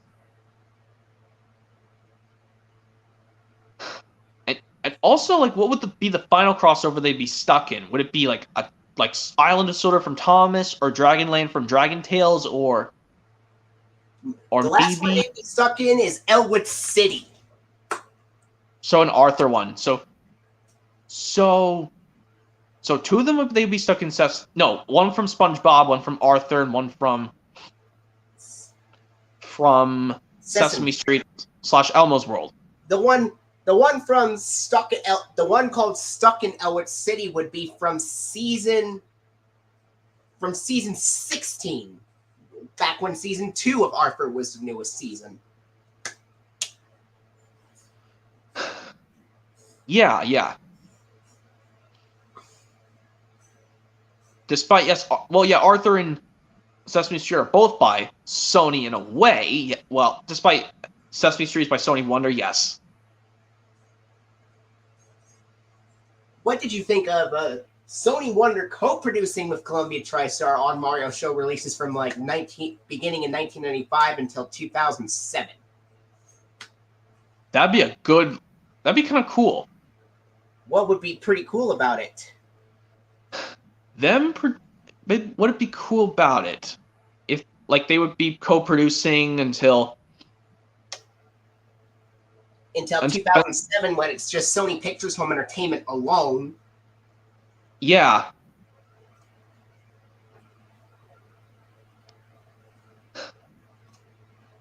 Yeah, and also, yes, I know some funny quotes from, well, this is also Colubia TriStar related, Sony related in general. out of these two movies, which of the Clyde Chance Meatballs from the two movies, which one do you like better, the first or the second? The first. The first. I like both in a way, but I gotta say that some of the quotes in the first one are definitely funny. Well, okay, yes, the movie's kind of slow and gloomy, but the rest tends to get entertaining and exciting and kind of funny. And what about when young Flynn said, "I don't understand fishing metaphor"? And yes, I know this one actress voices his mom, but I know James Caan voices Tim Lockwood. Which James Caan is the late James Caan. Yeah, but he's not here anymore. May he rest in peace, James Caan. Well, actually, no. This is my favorite one. The parts with grown-up Flint Lockwood. I think after Bill Hader was the voice. Yes, and the voice actress for Sam Sparks was Anna Faris or Anna Harris. Yeah, those are the ones I know. So I think oh man, I just can't remember some funny quotes with grown up Flint Lockwood. I think this is the one where he goes I like when he talks when he's eating a burger. The machine works. It really works. Yeah, and also he says, "I got this under control. It's not going to end up in a disaster." Oh, yeah. Actually, this is the one I'm talking about. It's called the Flint Lockwood Dynamic Super Mutating Dynamic Food Replicator, or for short, the Flints him defer. Sir, Flints him defer. Fle. Su. Defer. That's one of my favorite quotes from Clive Chance Meatballs, the first one. Yeah, and also I know, I think these characters who do play the villains. Well, the mayor's not really a villain in the first Clive Chance Meatballs. He's just being boastful. Kind of like I said, yes, Chick Hicks is not really a villain in the first Cars, but he's more considered just a show off. Well, there's actually this one scene from a Sesame Street episode where Telly is like, "Ralphie can do this. I am sick." And Chucky, Sue, and I are sick and tired of it. You know what, Baby Bear? You're a show off. A show off. Yeah, I know that hurts Baby Bear's feelings. Yeah, Telly hurts his feelings. We don't want to play with you anymore. Show off. Just like how in this one episode from the 1999 Sesame Street episode where Elmo says, "That's never going to happen because Elmo is never going to play with Zoe because Zoe will not give Elmo a turn driving the Zoe mobile. This playdate is over." Yeah.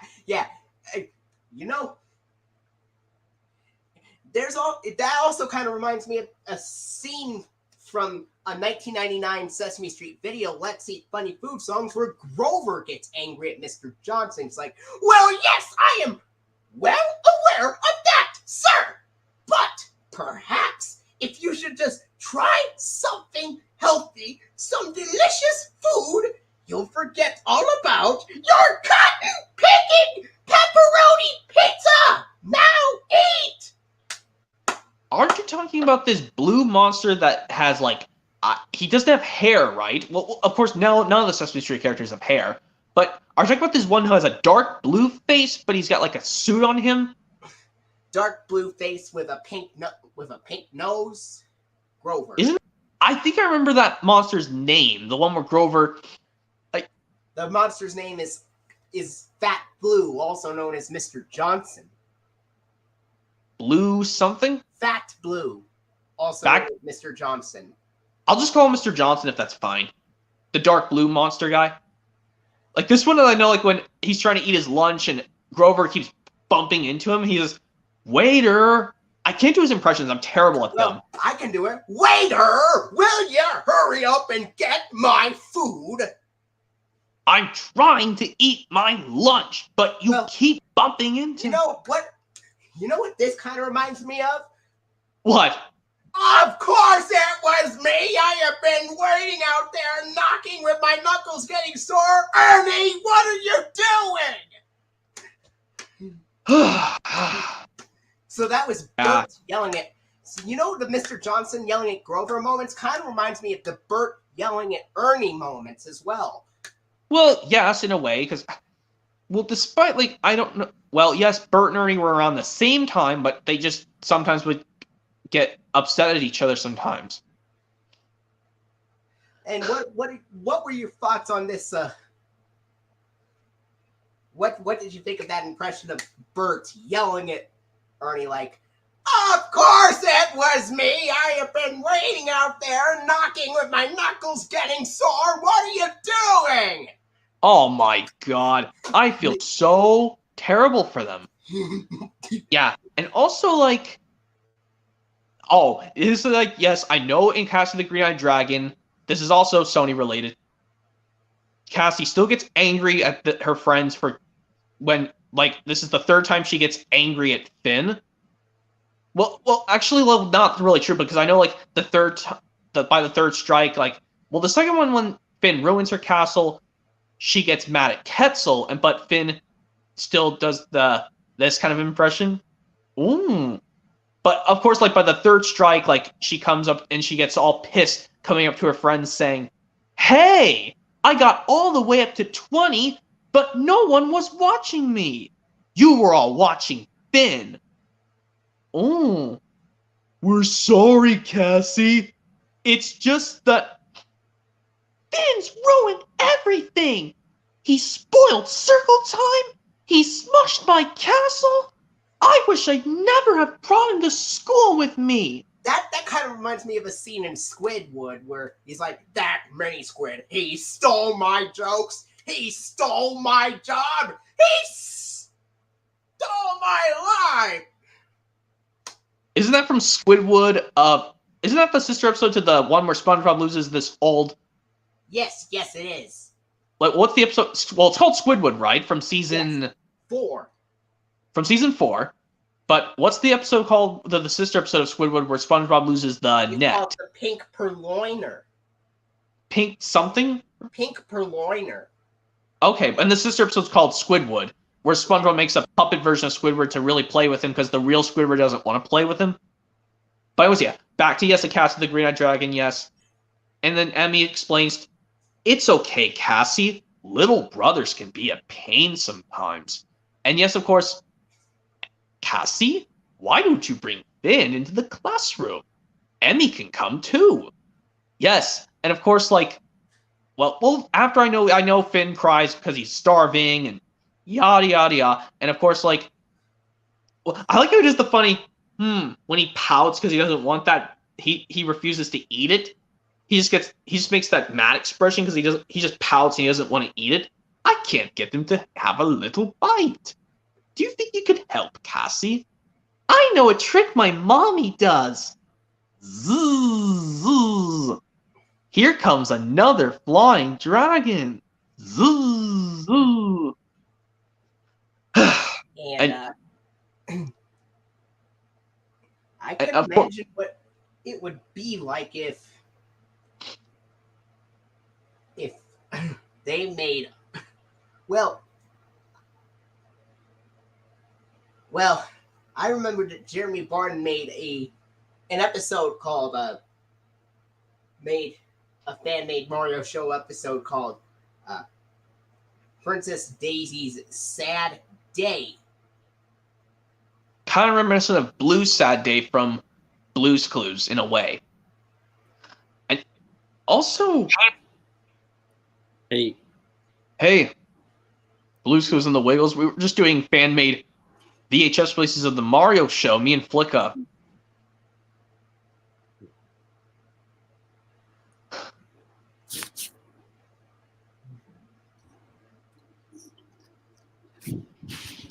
Did you see my Thomas DVD reviews? Did I see any of them? No. I did a review on some of them. Oh, you did? That's cool. Oh yeah, Percy's Chocolate Crunch. Don't have that VHS. I have the DVD with the CD sampler, like I mentioned. Have a 2005 DVD release of this where it has. I have Thomas above the Hit Entertainment logo. The original one is not. Well, you know that reminds me. Your copy of Percy's Chocolate Crunch has the slim case artwork in a thicker case.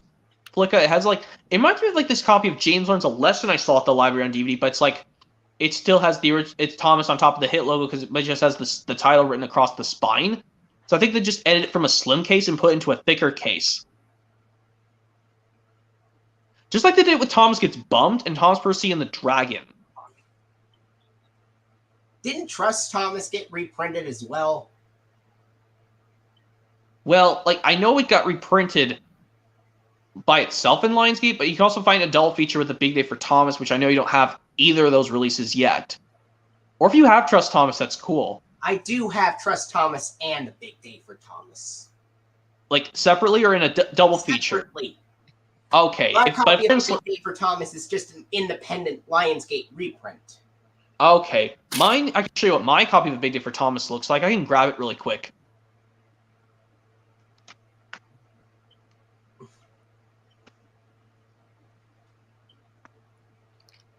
Movie&GameLover98.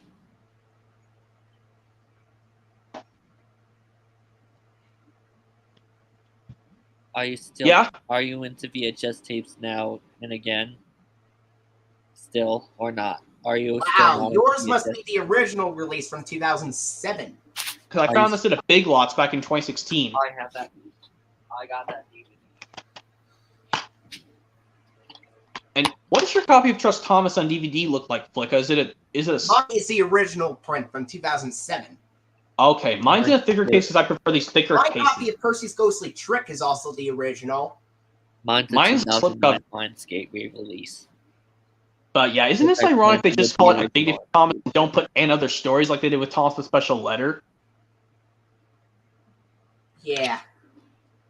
I can imagine, I don't know why. And I don't know why Percy's Ghostly Trick was released twice on DVD with two different cover arts. Well, despite it has a slipcover from 2008, but it has the original DVD release from 2007, which I'll show as well. I can imagine what it'd be like if they actually made a 2008. If they made one with an updated Movie&GameLover98. Yeah. With an updated 2000. Are you into VHS tapes again now? Which opens like some. What are you saying, Luke? I'm trying to listen to what Flick's saying. With the title rating Percy's Ghostly Trick and Other Thomas Stories. That could be what it would be like for the 2008 DVD release if they ever made one like that. So what were you saying, Blues? Say it again. Are you back into VHS tapes now, or are you still not into them? Well, I'm back into it kind of, but I'm trying to get a new VCR player that comes with the remote because I couldn't find the instruction manual to connect my remote to my VCR player, the universal remote. How did your VHS release of the Jungle Book from 1997 start to act up? I don't know how it acted up. I mean, I think I might should have just checked the film strip. What's your opinion on Oswald? I enjoy Arthur. It's my number one favorite show. I mean, Movie&GameLover98. What's your opinion on Oswald the Octopus? I remember he told me he mostly likes the older episode of Arthur, not the newer ones. Movie&GameLover98. What other hit? Do you remember hit entertainment show Oswald? I don't. Oh, are you talking about Oswald like Octopus? Aren't you talking about the Dick Jr. show of Oswald? Like yes. Oh yes, that. I don't have any of those releases. I forgot to watch it as a kid. I never watched it as a kid, but I need to check that show again first for. Maybe I'll like it. I'm not sure if I'll like it, but I'll give it a try. You're taking about the one. One question for you, Movie&GameLover98. What if they actually made a 2008 DVD release with the updated 2008 design when you take the slipcover off as well, with an updated mastering, with basically the same mastering from the VHS release of Percy's Ghostly Trick, with the title rating Percy's Ghostly Trick in the title instead of Thomas' first music video. That would be way cooler. Because I know that would be cooler because like I know I would imagine this is like the VHS from 1995 where they do sing the lyrics in Thomas's anthem in like the 1995 master VHS, but I know that one does not have Thomas Missing Christmas Tree bonus episode at the end. Unlike it says on the 2000 VHS master, it says it does. I can imagine what it'd be like if they made a 2003 VHS release that kind of looked like the DVD in a way, except in VHS form. It would look. I'll show you the back cover. It basically have these episodes listed like in the style of the 2000s through 2004 style. And I would imagine that VHS would be released in 2004. Yeah, it had like an ink label. Well, it would have like an ink label like all the other versions on VHS, but it would have like a simple ink label because it's like a 2004 version in a way. For some reason, they brightened the season 3 intro of Thomas and Friends on this DVD, on this release, Percy's Ghostly Trick.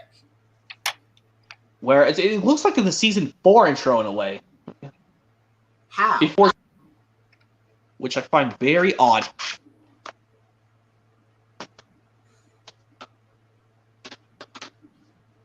And yeah, let me show you Trust Thomas on DVD.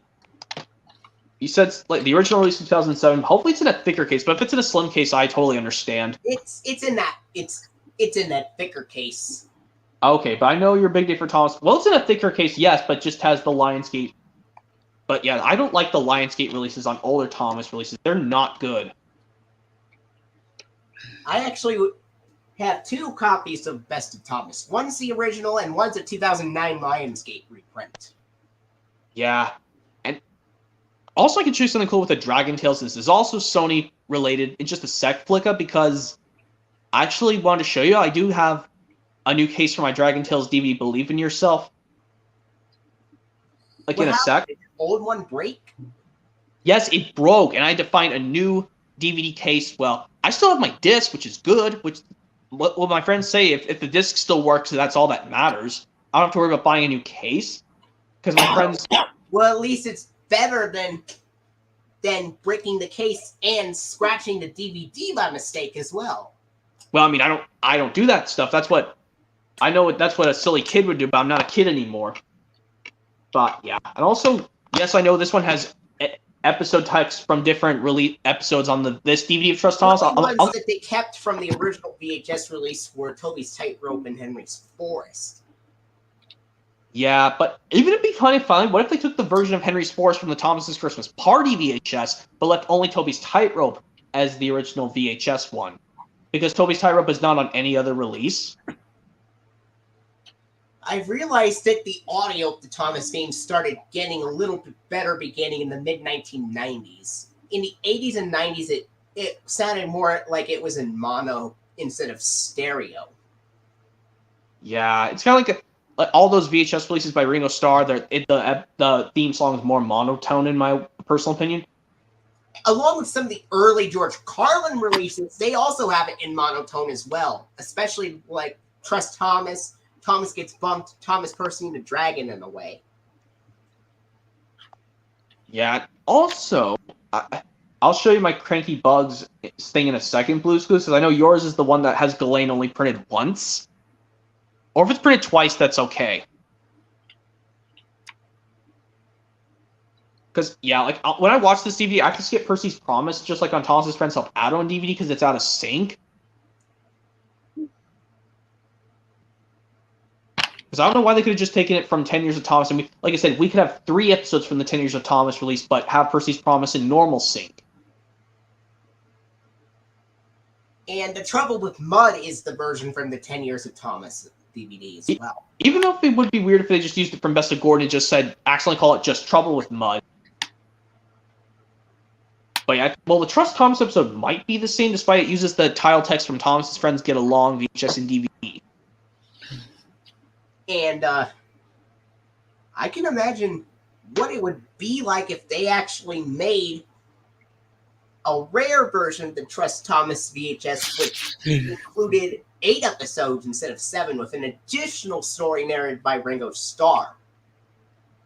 That means we could have seen maybe the Ringo Starr narrated version of What about the Ringo Starr narrated version of A New Friend for Thomas? Yes, like even before Engine Friends from 2012 came out on DVD. I actually do have the greatest stories in Engine Friends, if you don't mind me showing those, Flicka. Yeah. I actually got this DVD back in July 2011 from half.ebay.com.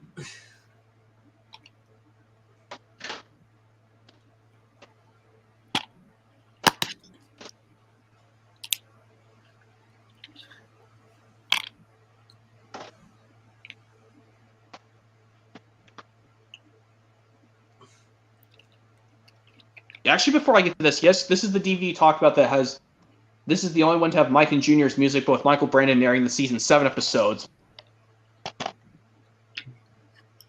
Yeah, I bought this new copy off of eBay, because mine, I wanted to show you, on my old copy, when I had the... Right? Blue's Clues, so... Wiggles, yes.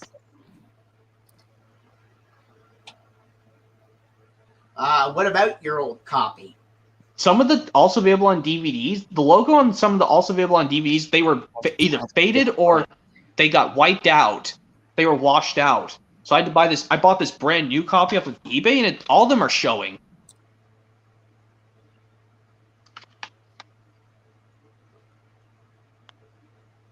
I can imagine what it would be like if they actually made a DVD version of Tenders and Turntables on.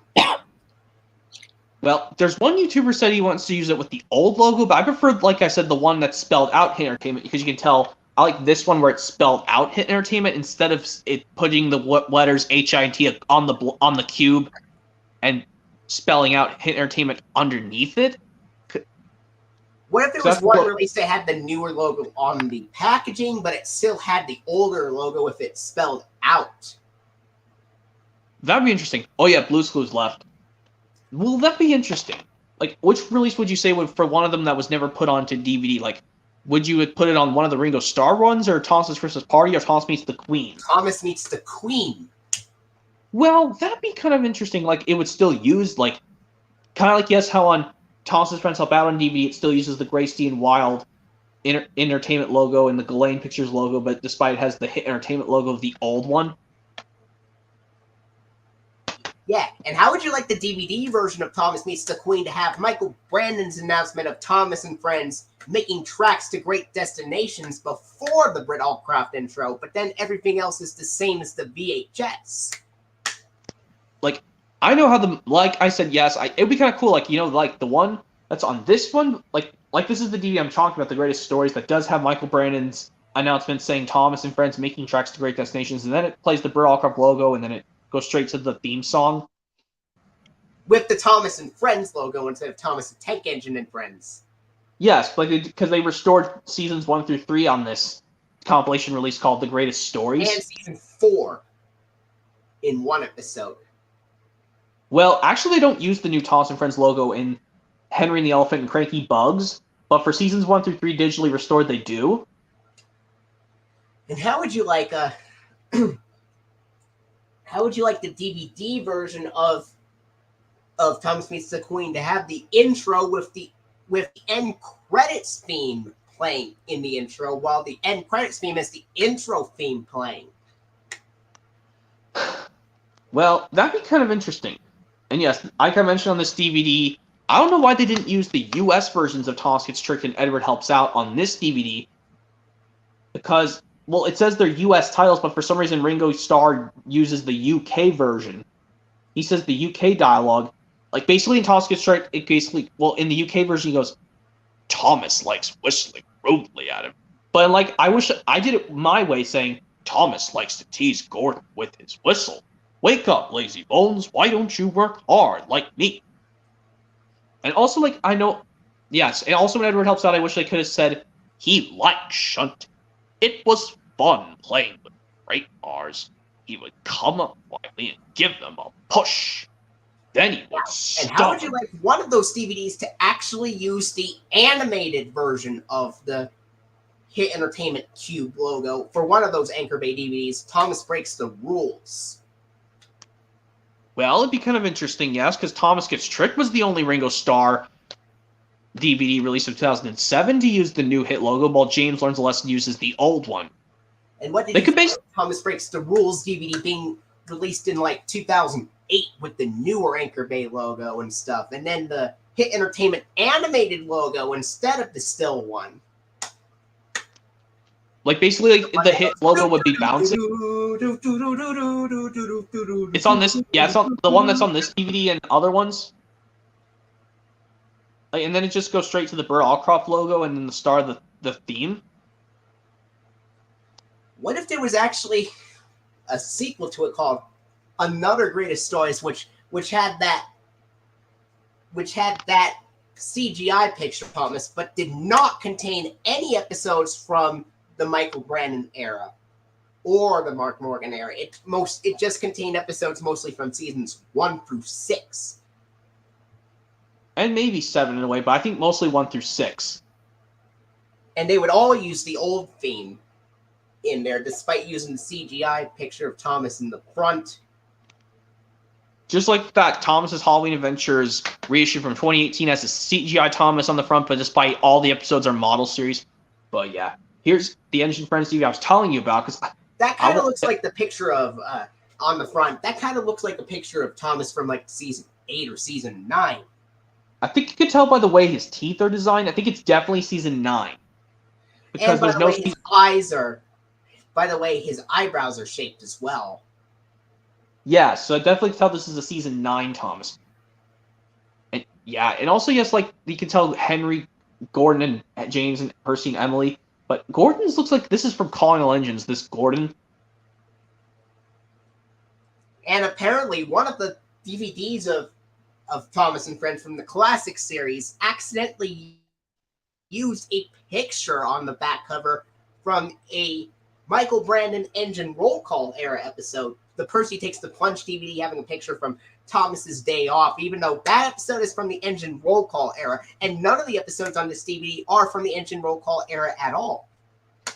Just like on Trackside Tunes DVD from 2008, they used a promo from the Roll Call era. They used ones of Thomas, Toby, and Harold because, well, even though on the front cover you can see a classic series Toby and a Engine Roll Call era of Thomas. Yeah, this is like, and this one does have ring. Imagine what it'd be like if they made a DVD where it had a classic series picture of Thomas, but had one episode from the Engine Roll Call era, even though most of them had the older. And what if there was actually one release that contained episodes from season 8, but had the classic series intro and stuff instead of the Engine Roll Call? That'd be kind of interesting because I guess. And that would be a release from like maybe November 2004, maybe December from Anchor Bay. Yeah, and yeah, like I said, this is the first time we get the Ringo Starr narrated versions of Save from Scrap and A New Friend for Thomas. And also the Trouble in the Shed American version by Ringo Starr. The Tosbury's Great Race, the US version, is already on James Learns a Lesson. And you want to know, I have a lot of DVDs, but you want to know which era of the Thomas DVDs I have the most? I have most of the classic series era. I don't have as much of the Engine Roll Call era, but most of them I have are from the classic era. Well, I know that the Engine Roll Call era 8 through 12 is still considered the model series, which is still good. Well, I would still say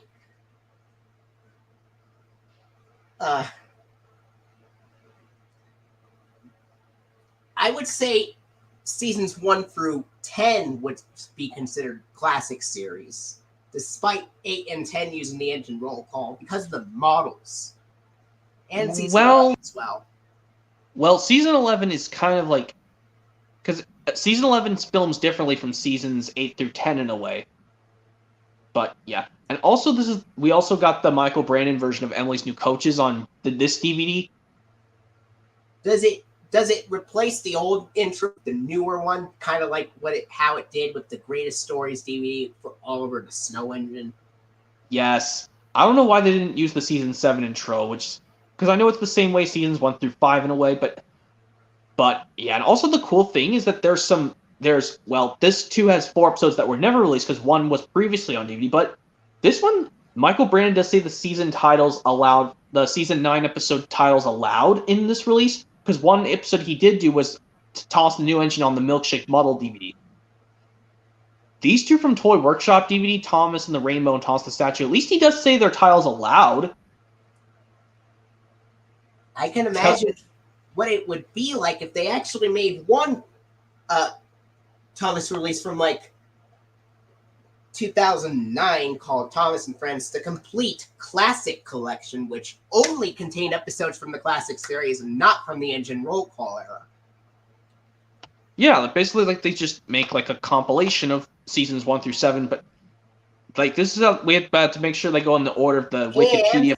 And this would be the only release that actually keeps the season 7 intro, despite replacing the music in the episodes. They would, instead of replacing it with the engine roll call theme, it would still have, despite the fact that those episodes would still have the redubbed music, instead of using the season 8 intro, they would use the correct season 7 intro despite that, for that DVD.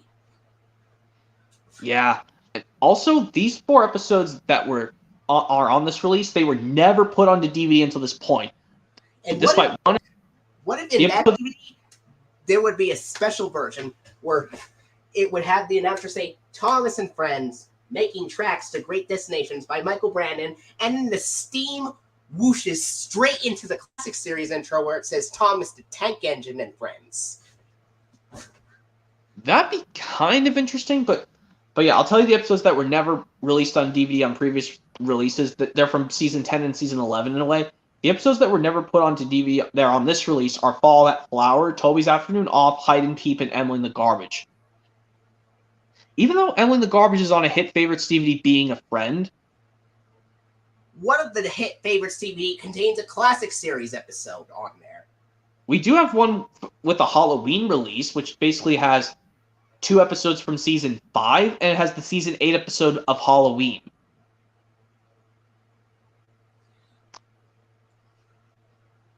I can imagine what it'd be like if they made a Hit Favorites DVD which had 3 episodes from season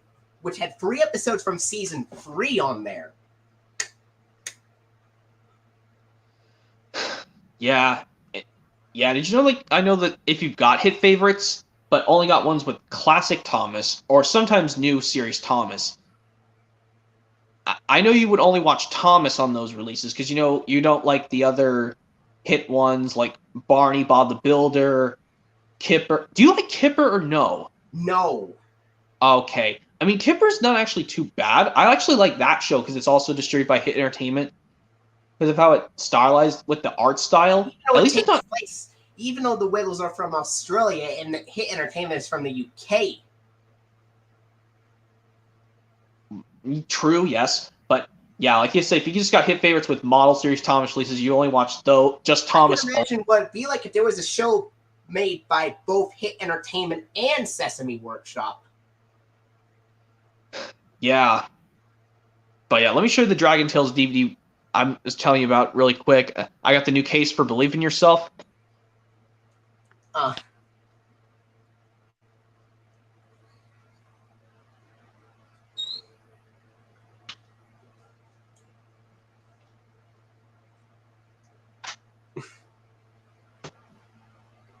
What was like the very first Dragon Tales DVD you ever got?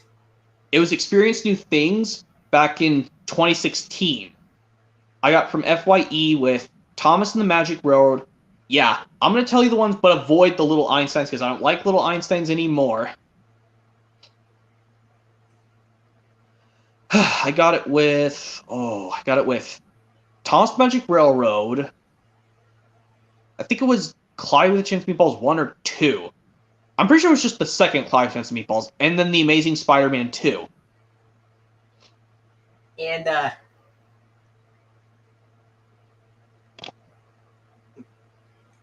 yes, yeah. there's a case for Believe in Yourself. Yes, back to being in this the same old white DVD case when I. So I think the first one was Experience New Things. You know something cool when you said you had to get a new copy of Dragon Tales? Yes, we can, Flicka. Mm-hmm. But you know what trick my friend Squidroll6 told me to do when I actually got a little bit of scratches on my Thomas Magic Railroad DVD for my Blu-ray combo pack. Run it under some cold water and put dish soap, and just run it under some cold water and just well, when I'm doing that, don't do circular motions because it'll just smear all over the disc. I like to go back and forth like this without doing circular motions, because my brothers say don't do circular motions when you're doing that cleaning stuff because it would smear all over the disc. So like I said, trick like if you had your old copy of Yes We Can, run it under some water put some dish soap on the play side of the disc. So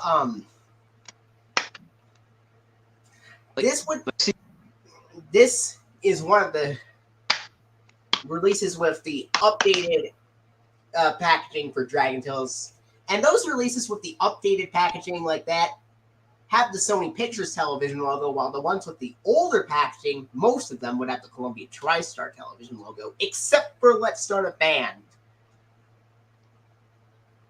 Yeah. But you know what's weird? Both this, you know what's interesting? Both this DVD and the Whenever I'm Afraid DVD, they both have a picture of Ord flying on the back. Well, and Cassie too. Like I thought, like they also put like this picture of Cassie like here on the Let's Start a Band DVD. I can imagine what it would be like if they made another version of the Sing and Dance in Dragonland DVD, which had a couple of bonus episodes on there in addition. Yeah, it's kind of like the Thomas sing-along releases, songs from the station, or sing-along in stories, and trackside tunes in a way. But what if they just put the episodes like in between, like a set amount of songs, like kind of like they did on the sing-along Thomas releases?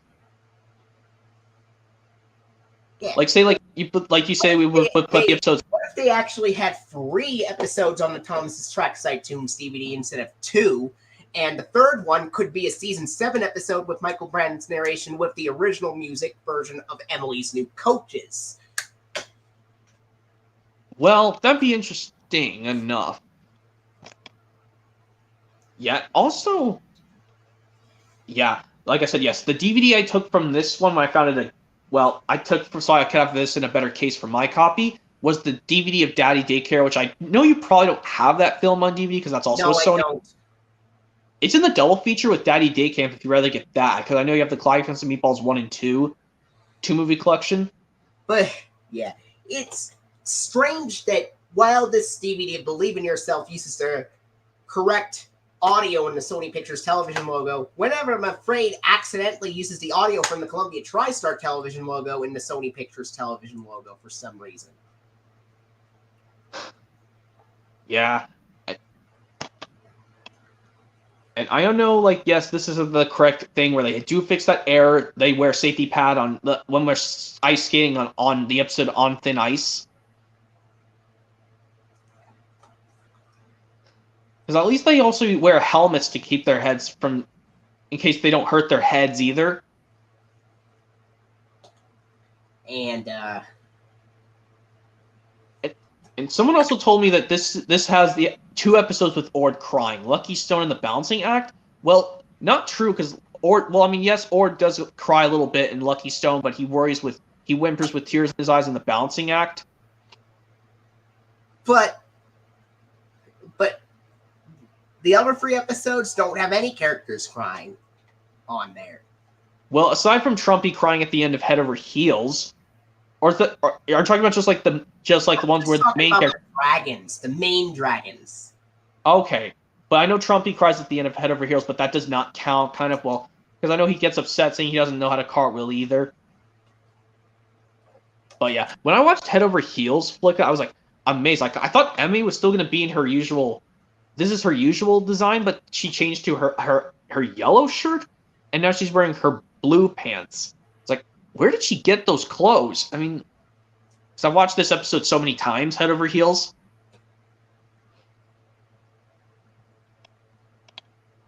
Like, it's like, where did she get that yellow shirt and blue pants? Like, I'm not sure. But anyway, yeah, I was also thinking I wouldn't bother if I get this on VHS as well, because, yeah, and I also can show you, yes, I did bring in Easy as 1, 2, 3 as well.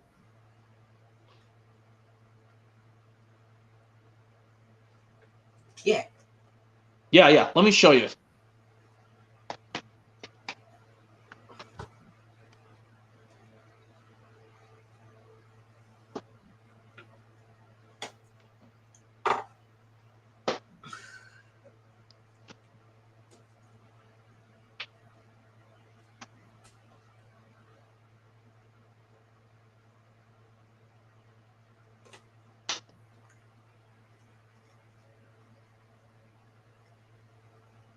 There, yeah. These are the ones I showed you, because I know when you showed me ours on our entire Colubia TriStar. Well, it's getting close to 8:40. It's getting close to 8:45 in my area. So after this one, I'm just gonna sign off because I know it's almost 10:45 in your area. Well, okay, like, so do you want to just, like, stop it, like, close to 10:45? Like, well, after this DVD, after you show this DVD. Okay. Because I know at least I get to show you some other cool things, yeah.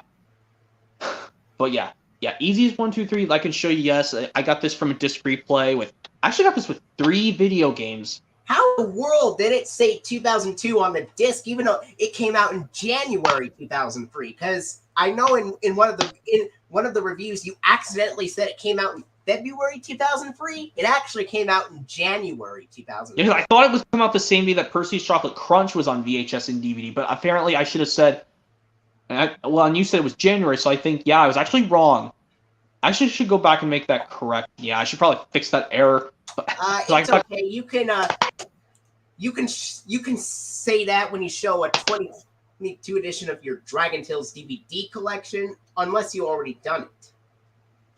Well, I didn't do a DVD collection version yet, but once I do it, I'll say that error. Saying when I'll say I made that error in my own personal DVD review that this was from February. And you can also make this, and if you want, you can also make this interesting fact that even about the Adventures in Dragonland DVD, that even though most of them have the Sesame Workshop logo, this DVD of Adventures in Dragonland does not. Even though it is on the packaging, it actually contains the Children's Television Workshop logo. Yeah, and I know. Does your copy of Easy's 1, 2, 3 have a guide? Because mine unfortunately did not come with one. No, mine doesn't either. Yeah, I know I'm going to get the other 3 Dragon Tales DVDs before Our Amazing Pets 2009 DVD. Probably by the end of this month, probably. Would you skip Goodbye Little Catapultal because it's just too sad for you, or it makes you want to cry or something? Or not in a way, because like I said, I think it. Well, of course, like I know Cassie does whimper, like when she makes that kind of interesting face, like she thinks it's just a little funeral. It's just a little funeral for Pooh. She really thinks, well, she just hibernates and changed into a butter fairy.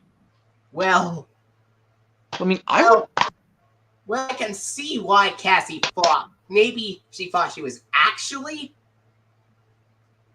dead, but in reality, she wasn't. Yeah. And, like I said, yeah. And also when I get Playing Fair Mix Playing Fun, I will, skip No Hitter because it's bad. You know something?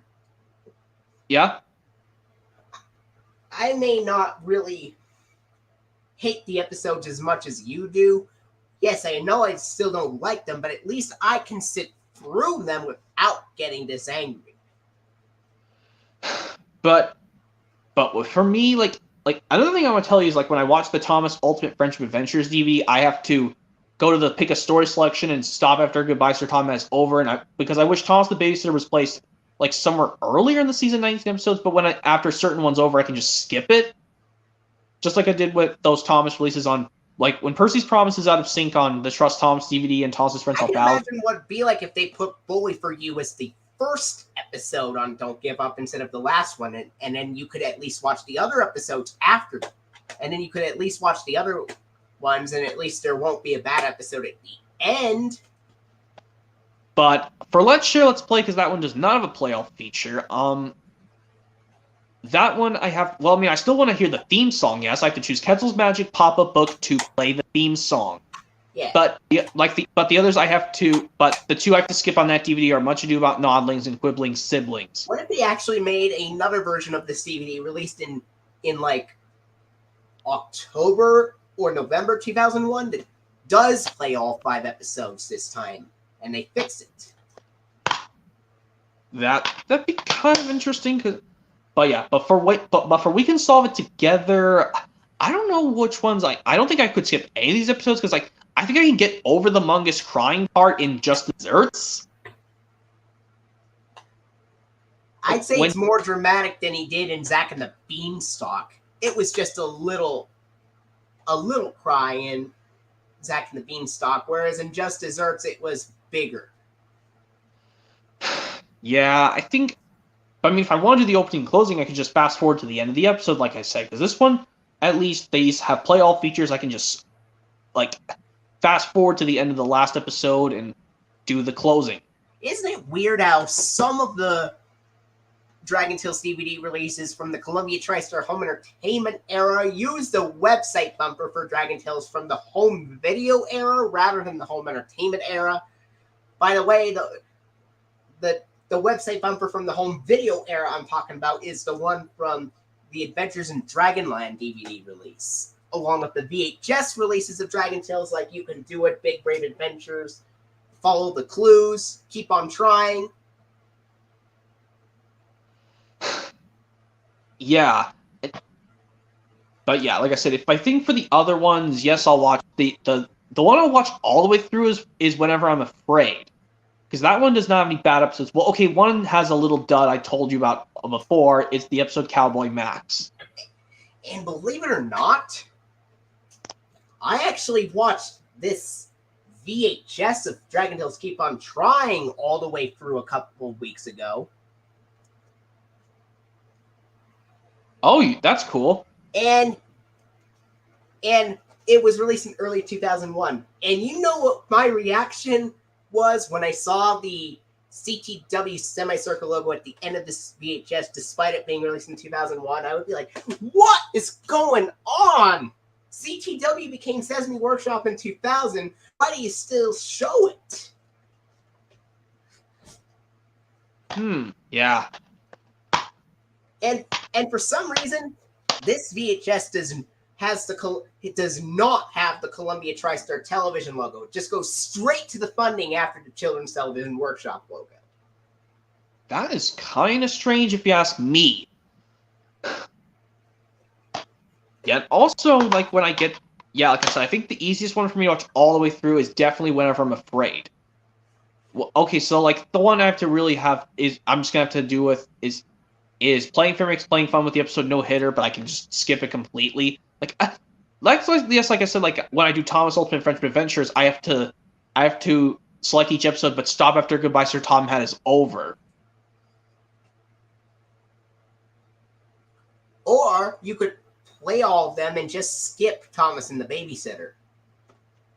Well, that's not because I don't want to listen to the end credits. I don't like to listen to the same old boring engine roll call because I don't mind them separating Henry and Edward's lyrics in the engine roll call in seasons 8 through 12, but for 13 through 18, it just bores me a lot just saying, oh, come on, Hit. Merge Henry and Edward. You don't have to keep separating them. They're a great pair. Yeah, like every time I get to the boring... Were there actually times where you actually got really upset that you actually started cursing when you were watching this Dragon Tales episode? What do you mean bursting? No, cursing, like swearing. Oh, like actual swear? Like I don't want to do it right here, but and sometimes when Max and Emmy are fighting or yeah, I think that's the only time I curse or swear is when Emmy and Max are fighting. Well, if you want to just say the letter but not the actual word, that's okay. I'll say I say these words starting with this letter. I say the D word or the F word or the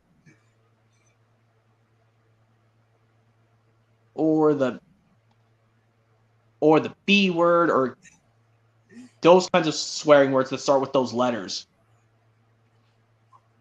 How come you were like, well, if I got Soder's Legend of the Lost Treasure, and if I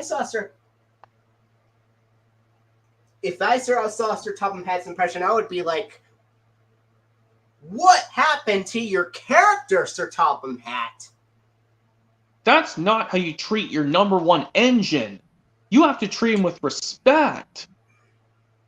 But like I said, I proved this part where Thomas did say, I'm sorry, I'll get Rocky and clean up the express coaches. But Sir Topham Hatt would still get kind of upset with Thomas saying, you have caused confusion and delay, Thomas. I'm going to have to send you to another part of the... I'm sending you to work somewhere as a punishment to never do this again. Without being way too harsh. And then Ryan would come into the scene later.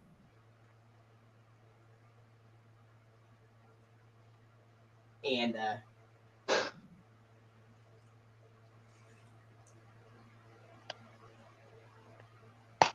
yeah. And,